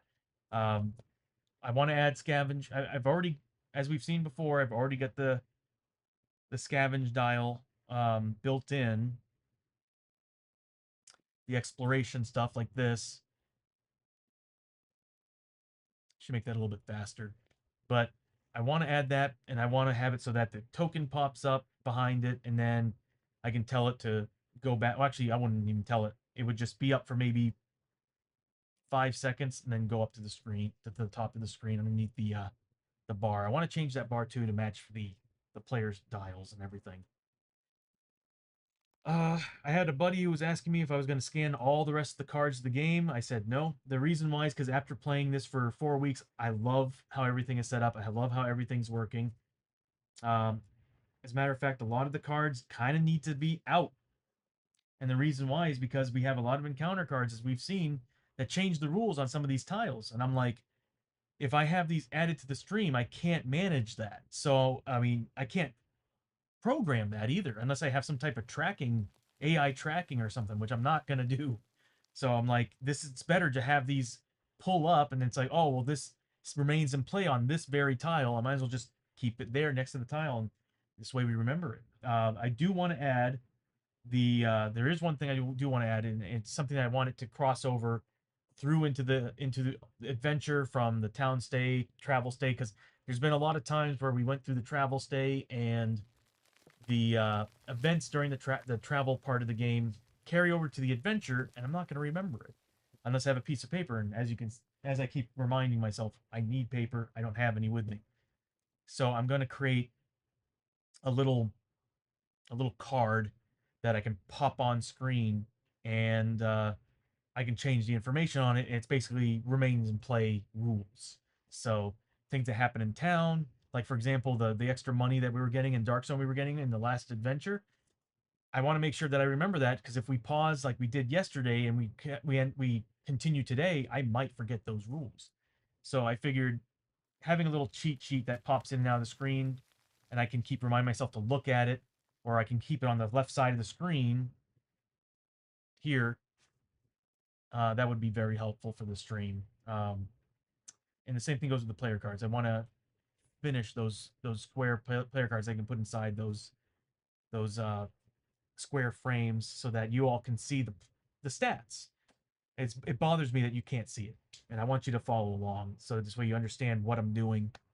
Because I tried playing with a group of people before, and I didn't have any visuals for them, so they weren't really connecting the dots when I was telling them, "Hey, your luck is a 4, so therefore you roll 4d6, and you have to make this, this test." and they were thinking that they just had to roll those four, and as long as it's above that test, they're good. And it's like, no, no, no, no, no. It's like one of those dice has to be up, whatever the test is. That's how the game works. So I figured if I have those in play and I'm constantly doing that, it makes more sense as I'm playing. Um, but yeah, so I'm gonna call it a day with the stream. We don't really have anything going on tonight. I think maybe I don't know. Um, yeah, I don't think there's anything else happening tonight. I'm probably just gonna spend the rest of the night trying to debug everything until I hear something from anybody in the community who wants to play a game or something. Uh, but I'm hoping, and I keep saying this, this week I'm pretty sure it's not gonna make it to then. I'm probably gonna play Arkham Horror or something this week, or start the new Tridarans. And playing as the Tridaran sounds fun. It kind of changes the gameplay. We're not going to a town anymore. We're going to a campsite, and I haven't done that yet, and I'm curious to see how that works out. And if I do that, well, now I have to build assets for going back to a campsite, not so much a town. So I have to build, I think, three more of those. So I've got one more month of Cinema 4D subscription. So let's do it. Mine as well. What was that? So I'm gonna call it here. Thank you everybody for showing up. Cosmic, thank you for showing up. Metaphysician, thank you for showing up and lurking. I wish I could continue the stream, but I do really want to end them here, so this way they're fresh for the next adventure. I do need to jot their stats down before I end, because I will be adding new characters to this. So again, thank you all for showing up on Saturday. I hope you all enjoyed it, had a good time. I'm gonna go ahead and raid out to someone else, and what do we have?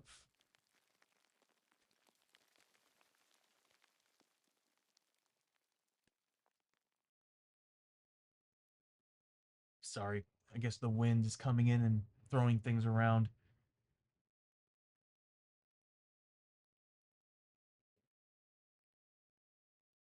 Okay, so we have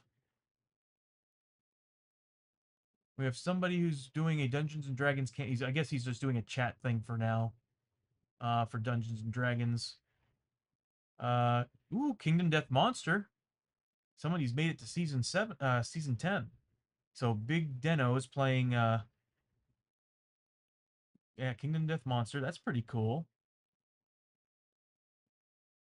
We have DFWGV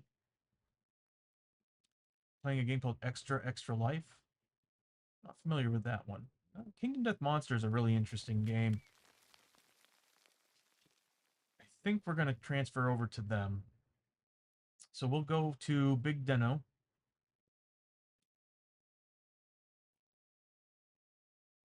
And again, thank you all so much for showing up and watching. I really appreciate it. And next time we do the stream, we'll probably pick up with the Tridarans, or I'll maybe decide to play a new game. We'll see what happens.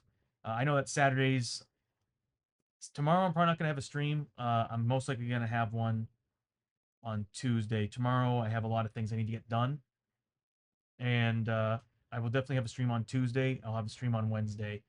Um, but I will see you all then. And let's go ahead and raid in.